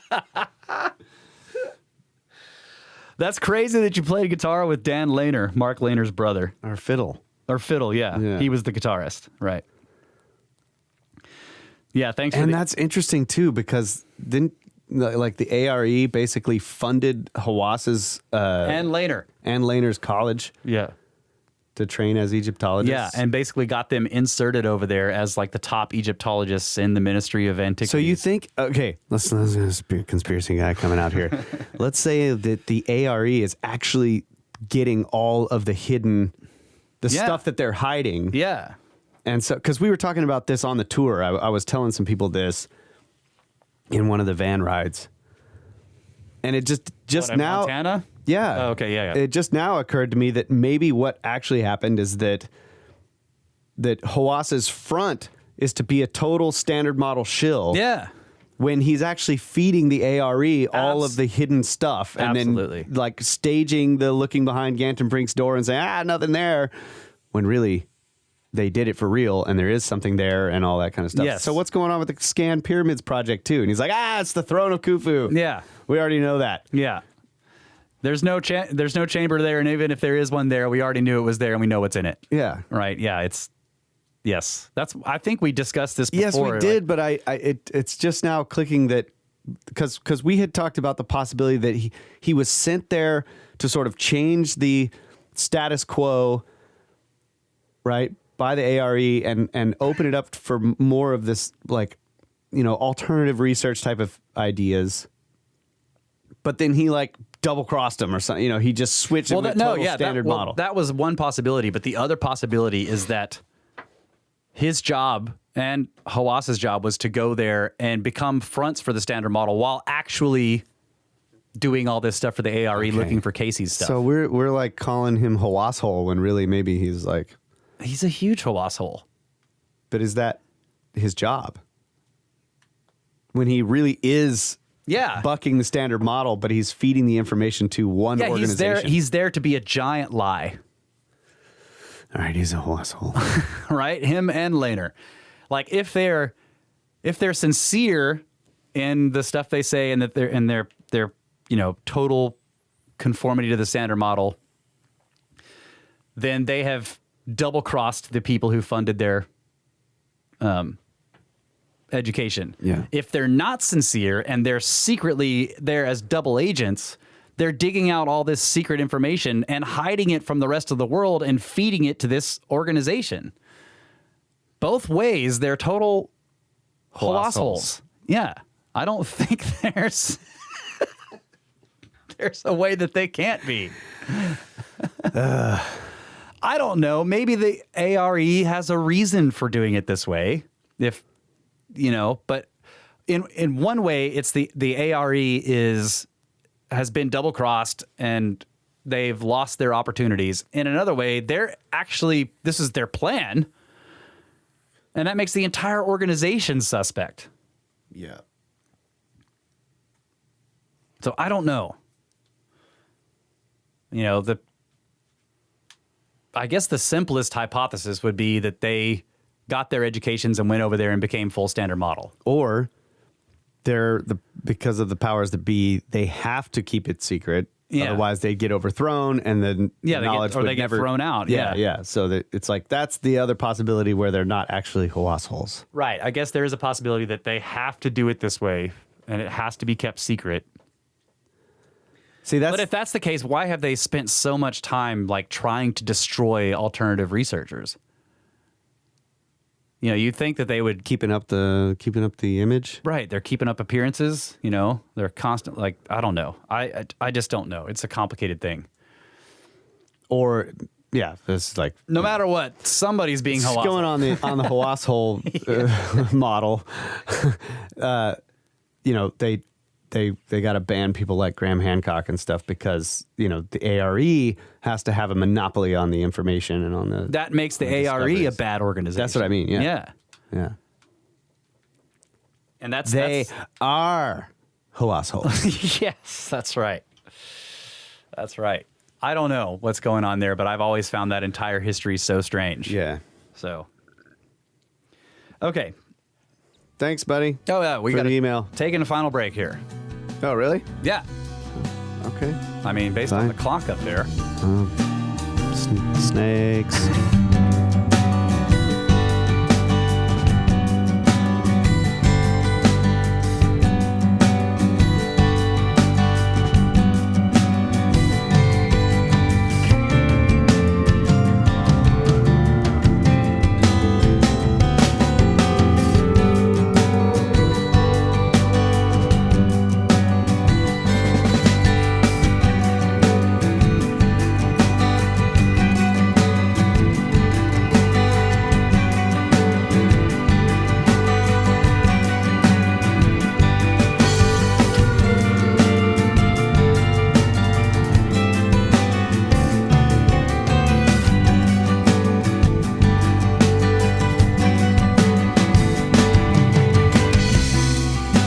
Back, ladies and gentlemen.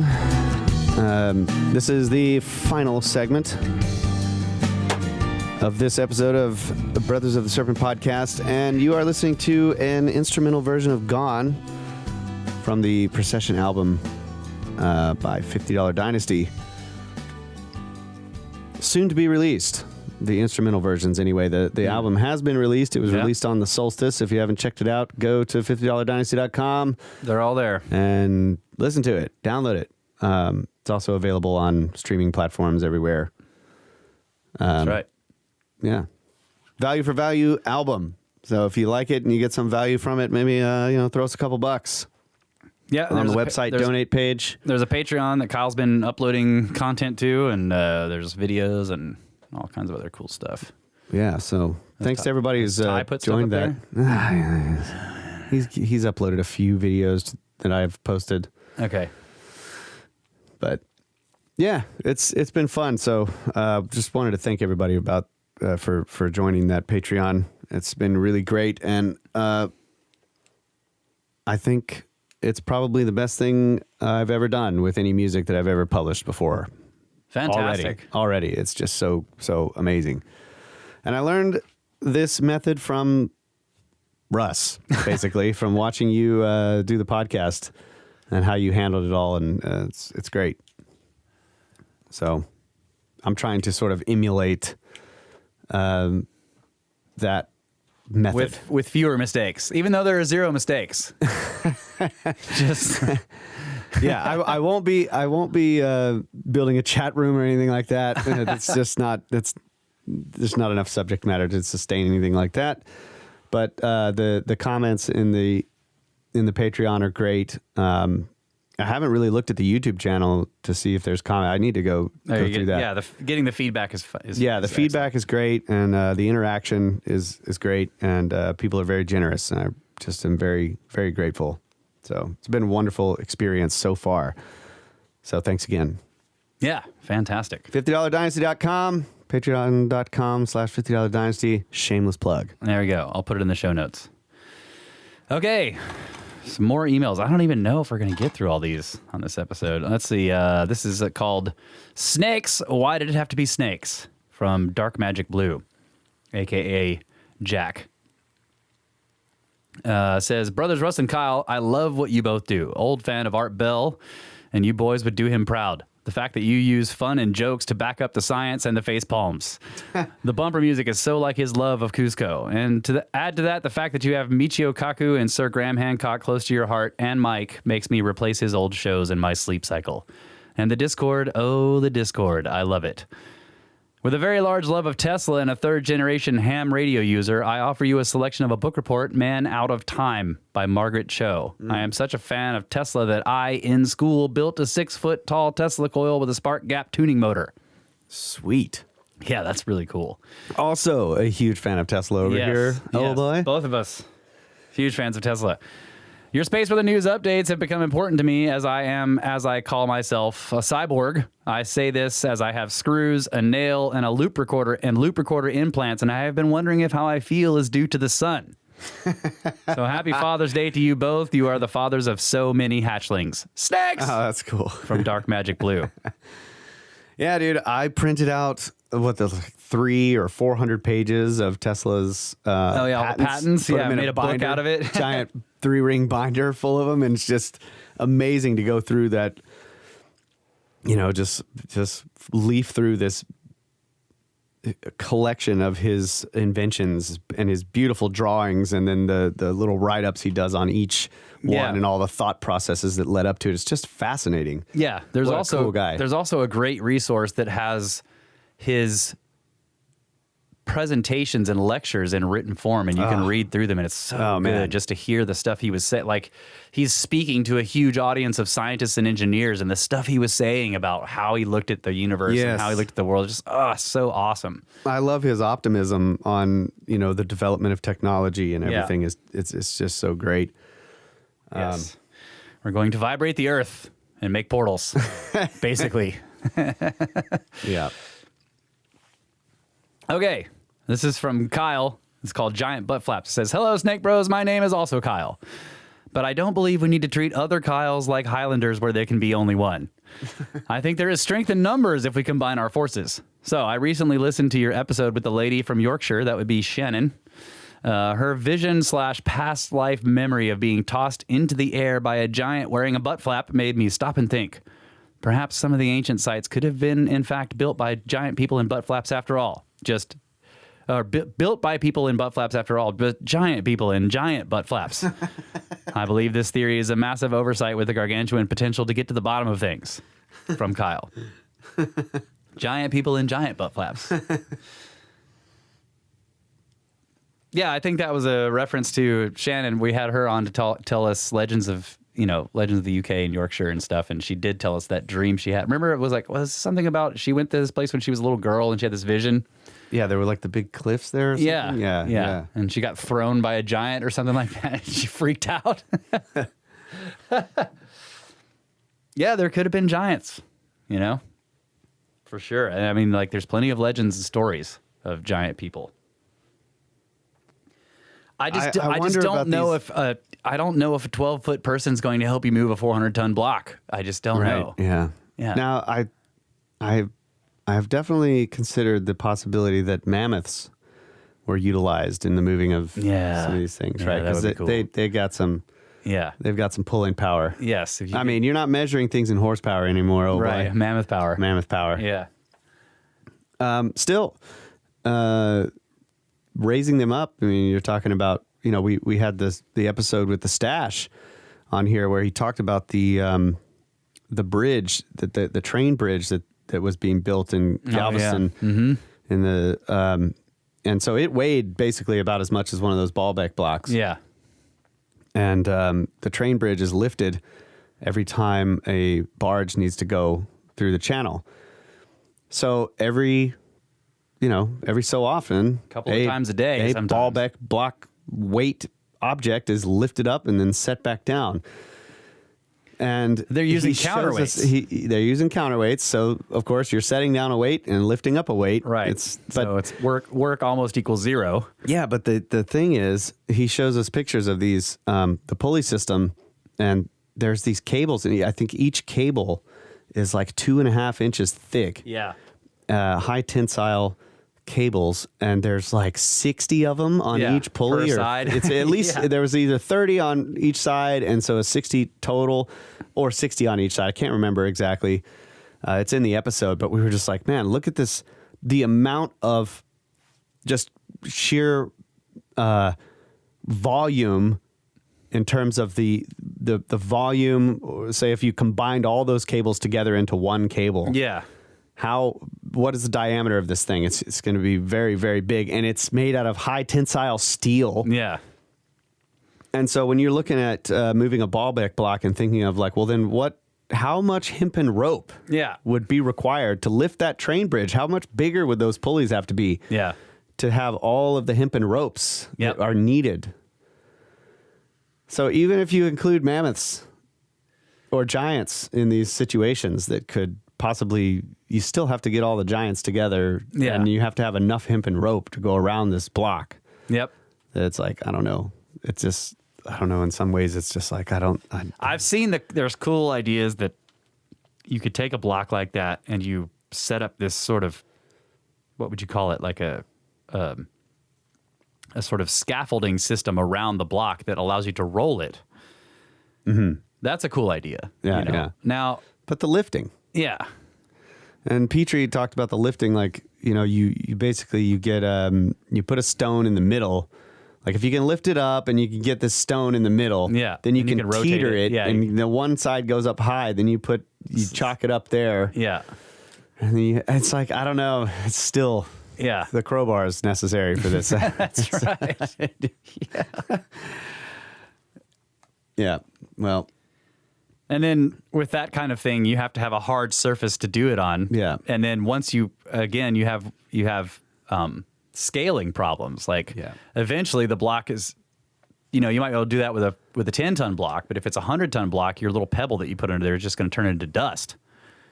Yeah. And the ground underneath, like say you build, let's say you build something, some kind of scaffold like you're talking about, or a rig that has the strength to lift one into that block. Well, what is its footprint? You know? The footprint has to be big enough to not sink. Yes.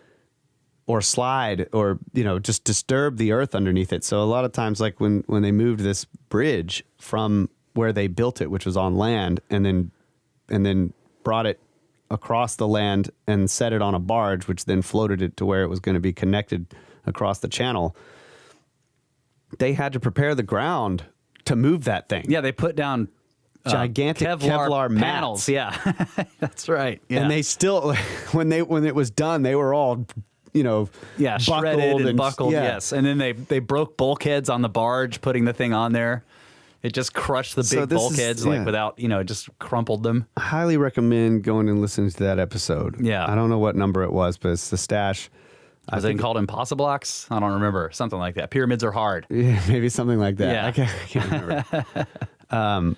But yeah, wow, what a fascinating experience that he got to see. That it just shows you, the types of things that are necessary to move such heavy stones around. Yeah. So that was really cool. All right. Yeah, so I guess going back to that, like a 12-foot person in a butt flap is not going to help you with that. I mean, they might be useful, but giants doesn't explain it. I don't know. You just can't. I also think of these symbols. I'm sorry to interrupt, but yeah, I agree. You didn't interrupt. I was basically done. So the symbols of giants, looking at giants as a symbol.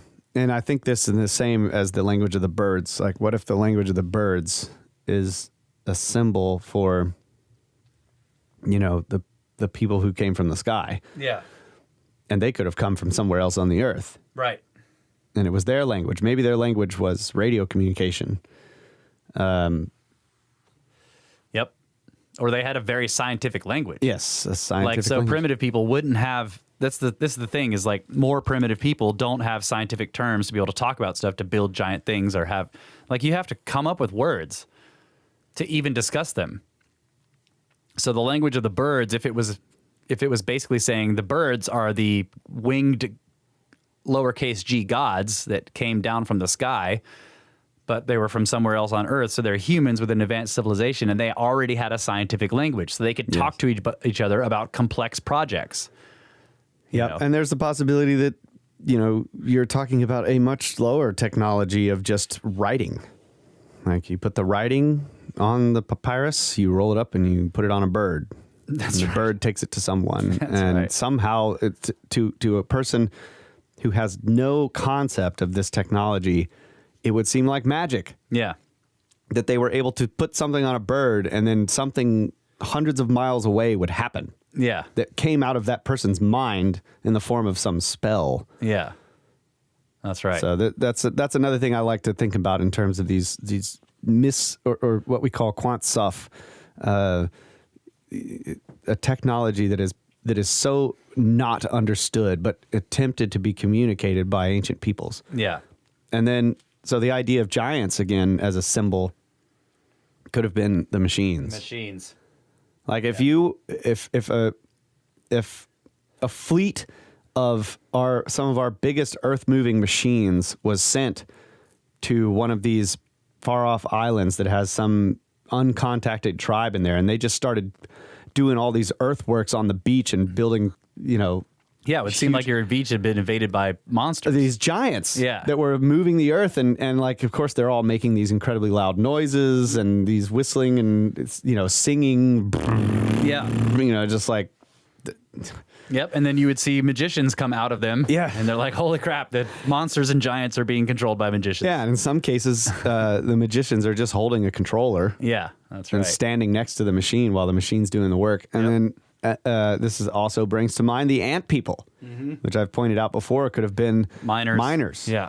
With their machines. They're coming in and out of these holes all the time, and they're just moving materials on carts through roads that go all the way to the coastline, and they're vanishing on these other ships. Yeah, and it looks like ants. Looks Yeah. like, absolutely. Yeah. Being observed by, uncontacted tribes, so to speak. Yeah. There's just like these people are coming in and out of this hole, and there's a giant line that they've cut through the woods. Right, that goes and all they're the way to the carrying coast. stuff. And they're Yeah. carrying stuff in and out. Yeah, it's ants. All right. This is from Jagoda. Sorry, Yagoda maybe? Sorry if I don't know how to pronounce this. It's called Unknown Atlantis and Younger Dryas Information. Hello, my name is Yagoda, and I'm from Poland. I got an old book from the 50s. It starts with a J. So is it Yagoda? Jagoda? Don't know. I got an old book from the 50s by Polish astronomers about Atlantis. He sums up everything that had been said up until then, but he also made a few discoveries of his own. In short, 1, in Shanidar Cave in Iraq, which is famous for its skeletal remains, there is a whole layer of sediments missing, which can prove the Younger Dryas catastrophe. And 2, ancient Egyptian clocks mystery is proof that ancient Egyptians inherited their knowledge. Their clocks were set for a totally different latitude, and it couldn't be changed because it was sacred. So this may be a hint for where Atlantis was. And 3, as a renowned scientist, he proved based on astronomical calculations that exactly at the time of Atlantis catastrophe, Halley's Comet passed the Earth in the closest proximity, and parts of it may have hit the Earth. I did translate fragments of this book considering these topics into English, and I would send them to you if you want. Keep up your great work, from Yagoda. Dude, that would be awesome. Wow. What's the first point again? Shanidar. Shanidar Cave in That Iraq. is an interesting name. Yeah, it is. Shinar. Yeah, Shinar. Shanidar. It's famous for its skeletal remains. There is a whole layer of sediments missing, he says, which can prove the Younger Dryas catastrophe. I would love to have... That's cool. The translated fragments that you did. That would be awesome, man. I'll respond with the email too. Okay. This one is from Ash. It's called Procession, Ongoing Slithering, Feynman, Physics, and Family. Brothers Russ and Kyle, it's been a while since I emailed in. I thought I should get amongst the rising tide of listener communications first and foremost. I hope both of you are doing well, along with Snake Mom, Snake Stash, and the ever-brilliant Laura and the kids, too. Man, Kyle and the other Dynasty guys have truly delivered an awesome record. Since I first discovered the band and their music, I have listened to the lyrics written at certain points of great change and uncertainty in my life, and the lyrics resonate with me in a way that words simply don't do justice. At times, I feel like Kyle is writing straight from my emotions or from the inner dark corners of the shamanic mind. Don't mind the skinwalkers, they're their friends we made along the way. I think he and the band have successfully incorporated layers of meaning within the lyrics and arrangement that will stand the test of time and perhaps more importantly, mean something to people for a long time to come. Wow, man. I wish you every success, despite how jelly I am of your talent. He says, Russ, let's see. How do I do this? You don't need to read this but I don't care if you do or not. Okay, so he's coming soon. This plug will be awesome. But who knows? Maybe by the time you get to read Creepypasta from the Shaman's Bookshelf will be up and running. So he's basically, yes, Ash is starting a channel. And he's going to be reading, short stories, science fiction, creepypastas. It'll be awesome. I'm going to be doing this too. So he says, this creepypastas from the Shaman's Bookshelf will be up and running, and we will already have a few collaborations under the belt. Also, your Egypt Unfinished presentation was awesome, and I look forward to the next installment of Snake Bros investigations and presentations. You both continue to inspire me and many other snakes around the world. I continue to eagerly anticipate every single episode, and your conversations on the show and the wider conversations had on the Discord continue to give me a safe port in the storm of everyday life. I truly appreciate all the hard work and many sacrifices you both make to continue this proliferation of another way to look at the world, and encourage all listeners to get involved and reach out. The Discord is a one-of-a-kind community that has the added bonus of engaging with the actual hosts and getting your insights, your sense of humor, and receiving the benefit of the collective experiences and thoughts of all who found a warm spot in the sun there. For this and much more that I wouldn't be able to articulate without the imbibement of several brewskis and some plant medicine, maybe, I know that the day grows ever closer as you help me walk my path. In my time as a listener, a member of the Snake Force, and then general meme overlord, I have encountered many beautiful souls, all endowed with unique personalities and characteristics, and I have been truly blown away at the enormity of what I have been honored to be a part of, and I wholeheartedly want to see that continue. And I'm thankful every day for the opportunity to meet all of you members of the Snake Force. This has become a ramble, so I'll leave it there. Thanks for putting up with my ignorance. May it never end. I love you guys. Stay cold-blooded. From Ash. Wow, thank you so Thanks, much. man. That's awesome. Yeah. Really appreciate the shout out to the band there Yes. and to the podcast. And yeah, so just to clarify on this one paragraph that I maybe didn't read properly, Ash and I have been talking about, he's got a great voice, and he's able to read really well and clearly. And I was just like, Good man. writer, too. Huh? Good writer. Yeah, he's a good writer as well. I was just like, dude, we ought to, I've been thinking about doing this myself. Reading fiction is fun, especially when it's short stories. I've always loved short fiction. And there's just tons of good stuff out there by, internet authors. So you can find stuff to read and things that interest you, whether it's science fiction or scary stories, horror, whatever. And then there's all the old stuff. You can read Lovecraft. And anyway, I've been talking to him about this. Get yourself a mic. We'll set up some stuff and, start reading things and start up a channel. And I want to do this too. So I've actually posted some stuff that I've experimented with in the Patreon for Snake Bros. So it's a lot of fun to do it. And I've talked Ash into doing it as well. So that's what he was saying. He's like, sweet. He's getting his channel up and going too. I know he purchased a mic and all right. he's getting it done. So yeah, we'll look for that soon. I told him I was like, you ought to be Creepypasta Johnson, bro. I mean, come on. Heck yeah. I better not say the name I'm taking. Maybe I shouldn't have said it. I don't want anybody to take it. You're going to have to delete that. It'll be Creepypasta Johnson. Creepypasta Johnson. There you go. Okay. Let me see here. Okay, yeah, this is a long one, but this is interesting. This is cool. It's called Invitation. His name is Dietmar, maybe? Dietmar. It looks German. Maybe it's Dietmar. Dietmar. Says, hi, Ben, Russ, and Kyle. So he's talking to the three of us. Also, to Bin from Uncharted X. My name is Dietmar, and I am probably your only listener / subscriber here in remote Papua New Guinea. Hey. Yeah. Homo floresiensis. Oh, yeah. Is this a place? Or PNG, like everyone calls it. Originally from Austria. Okay, yeah. Austria. I moved here 26 years ago to start a dive resort, and I've never looked back. Until 2 years ago when that nasty, the C word, COVID, arrived and turned the lives of so many of us around. Up until then, I hadn't listened to a single podcast or hardly ever watched stuff on YouTube. Who the heck is interested in how to cut bloody pineapple or watch some influencers try to avoid proper work? Boy, was I wrong. Not about the pineapples or the influencers, but YouTube and podcast in general. With borders closed, no guests here, and no end in sight, all of a sudden I had heaps of time on my hands, so we upgraded our satellite internet connection, and off I went. I started with Ben's video about the Gosford glyphs. Big shout out to Ben. Then more Uncharted X, and slowly I found myself in this rabbit hole, which is the size of the burrow of the giant ground sloth. Like so many of your listeners, I went down a similar path: Uncharted X, Graham Hancock, Randall Carlson, Cosmographia, snakes, and many others in between. I love your shows, and I can't thank you guys enough for putting all these great episodes out there. I'm fully aware that it is a shitload of work with little to no money, and I would love to support you all through the value for value model and the pyramid scheme. Unfortunately, I have to ask you to be patient. Better times are on the horizon, and once here, I will show my appreciation. However, thank you, man. I recently listened to Talking the Big Picture, Bots episode 242, where Ben mentioned that he's a keen diver. I further recall that one of you, Kyle or Russ, said in an older episode that he'd be interested in learning to dive. Like Absolutely. I've said earlier, no cash from me, but for the time being, no cash from me for the time being, but I'd be more than happy to host you three here on the island, free of charge, dive certificates included. Whoa. At first glance, this whole idea might sound far-fetched, but have a quick look at Google Earth to see what I mean. You have daily flights from LAX to Sydney, Australia. Gosford is just an hour north. There are weekly flights from Sydney or daily flights from Brisbane to Port Moresby. From there, you have a direct domestic connection where you will learn to dive and enjoy the underwater world. Sorry, there are no giant triangles or impossible blocks here, but there are loads of untouched nature and awesome diving. Then back to the port and on to Pompeii.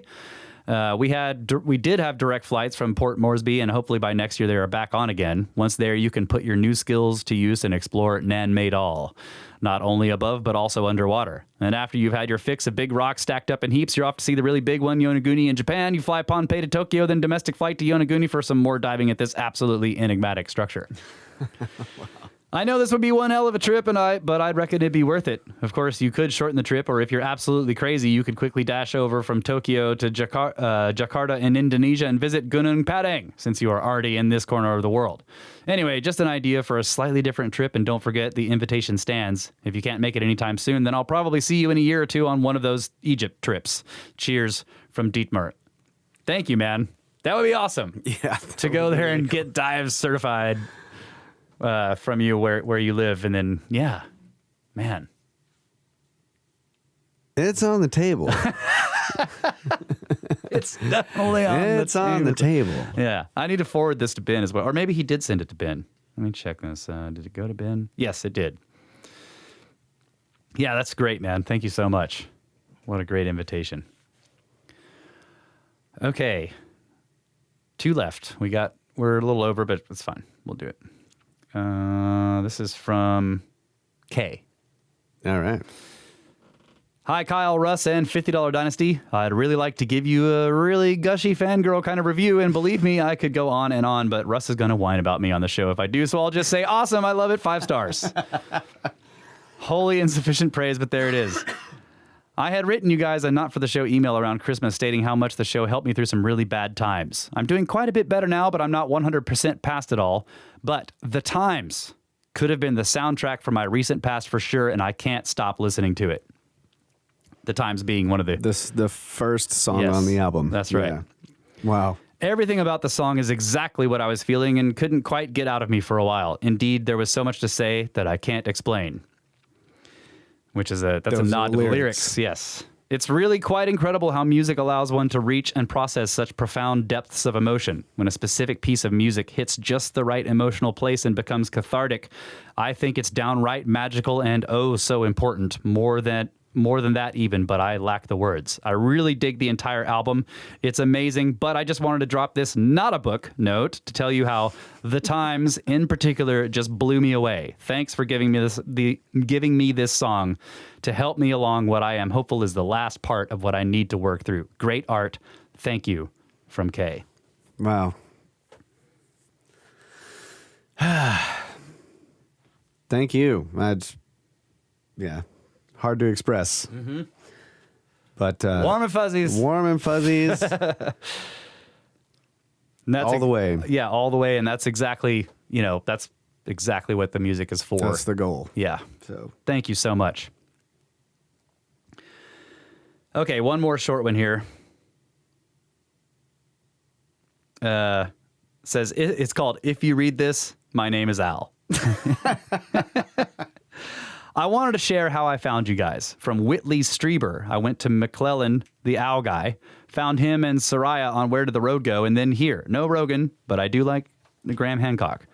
When I was in elementary school, I was reading Von Daniken. I love science and weirdness. Also, I thought Brothers of the Serpent came from the Bible phrase, "Be ye wise as serpents and gentle as doves." From Al. That's cool. That is. It does. I mean, all these phrases and symbols from multiple different places are part of the name. Like, Yeah. the name has many, like any good symbol, many meanings buried into it. So, Yep. Namely, knowledge. yes. Or seeking of wisdom. Yeah. Yes. Yeah. Two brothers seeking knowledge. That's right. And also being, like a secret brotherhood, taking over the world. Yes. Yes, that too. All right. Yes. Thank you guys so much for all the emails. brothersoftheserpent@gmail.com if you want to get a hold of us. I do read them all. Can't read them all on the show, but keep writing in, and maybe one of yours will get read on the show. We love the conversations with the listeners. So, And also want a special thanks to Anne, our Anne Who Knits. Oh, yes. Our executive producer of this show. all right. With a $200 donation. Happy solstice. Let me Happy see. solstice. I know that's what it is, but I'm going to pull up the note here. Just sorry, I'm late on this. Always late on this. My job. My one job. Oh, wait. This is the end of the month, so we actually got to give shout out to the Patreon people, too. So I also am being late. Let me find that. Patreon. What do we got here? Here it is. Anne Who Knits. And especially happy solstice this time with success sprinkled all over it. And peaches. Let me find Thank you it. so much, Anne. Always appreciated. And also, thank you for the support on the Dynasty Patreon as well. Yep. Also, hey, we started this thing too. I would like to tell you, all of you supporters of the Brothers of the Serpent podcast, you are by proxy supporting the Comet Research Group to the amount of $33 a month, which we started. We went to their page and started a monthly donation to them. After the Sedona event where we got to see Alan West deliver a presentation, it was really great. So it is it's from you to us to them. That's right. So thanks for that. Yeah. So more executive producers, Philip Baklamov, Matt Shai, Peter Shell, and Frank M. All of you guys are supporting the show on Patreon at the $72 a month, the Ascended Snake Force Master. Ascended Snake Force Master. So thank you guys so much. You're all executive producers for this episode. And also Daniel Gandy at $43.20 a month is Master Snake Force Captain and Associate Executive Producer.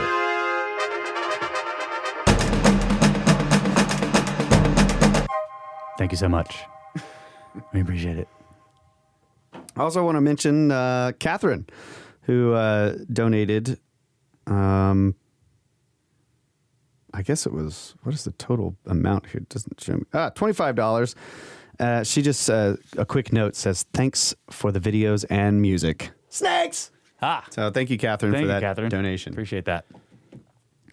All right, like I said, brothersoftheserpent@gmail.com if you guys want to get a hold of us. Website is brothersoftheserpent.com. Look for some changes coming to the website soon. I'm going to be doing some interesting stuff there. Like we've talked about, the pyramid scheme, you can sign up value for value. If the show gives you any value, help us out. It does help us. Like we said, the Patreons saved our asses again on this last trip. Yeah. So, yes, all of you people who support the show, it's greatly appreciated. It does help us keep going. And we do mention specifically the ones who do one-time donations on the PayPal and write a note. That's right. And if they're $50 or between $50 and $100, that's an associate executive producer of the show that it falls on. And if it's $100 or more, that's an executive producer of the show that it falls on. That's right. There's then we give you credits in the show notes, and we'll vouch for it if you use the credits somewhere. We'll be like, yes, they were executive producer for episode 247. Yeah. And there are many, many sustaining donations that are coming in every month. of smaller amounts. They don't get a specific mention, but we do really appreciate that. It keeps us going. Yes. And we are very thankful for everybody who is willing to contribute to the value for value model on this podcast. Thank That's you right. so much. And if you sign up for the Patreon, you do get extra content. And I think there's going to be a Patreon episode we're doing today once this show is over. So yeah, sign up for the Patreon. You will get extra content. We don't put up as much as I think we should. So we'll work on that. Like I think I would like to be doing more Patreon episodes, but time is short, but we really do appreciate all of the support. So yeah, you can find PayPal and Patreon links on the website, brothersoftheserpent.com. You can also find links to the Discord. Sign up and join your fellow snakes in conversations about whatever you want, as long as it's not history or not politics or porn. And be nice in the chats. Yeah, be Always. nice in the chats. Thank you guys so much. We love you. Always have. Always will. Good night, Adamu. Get back to work.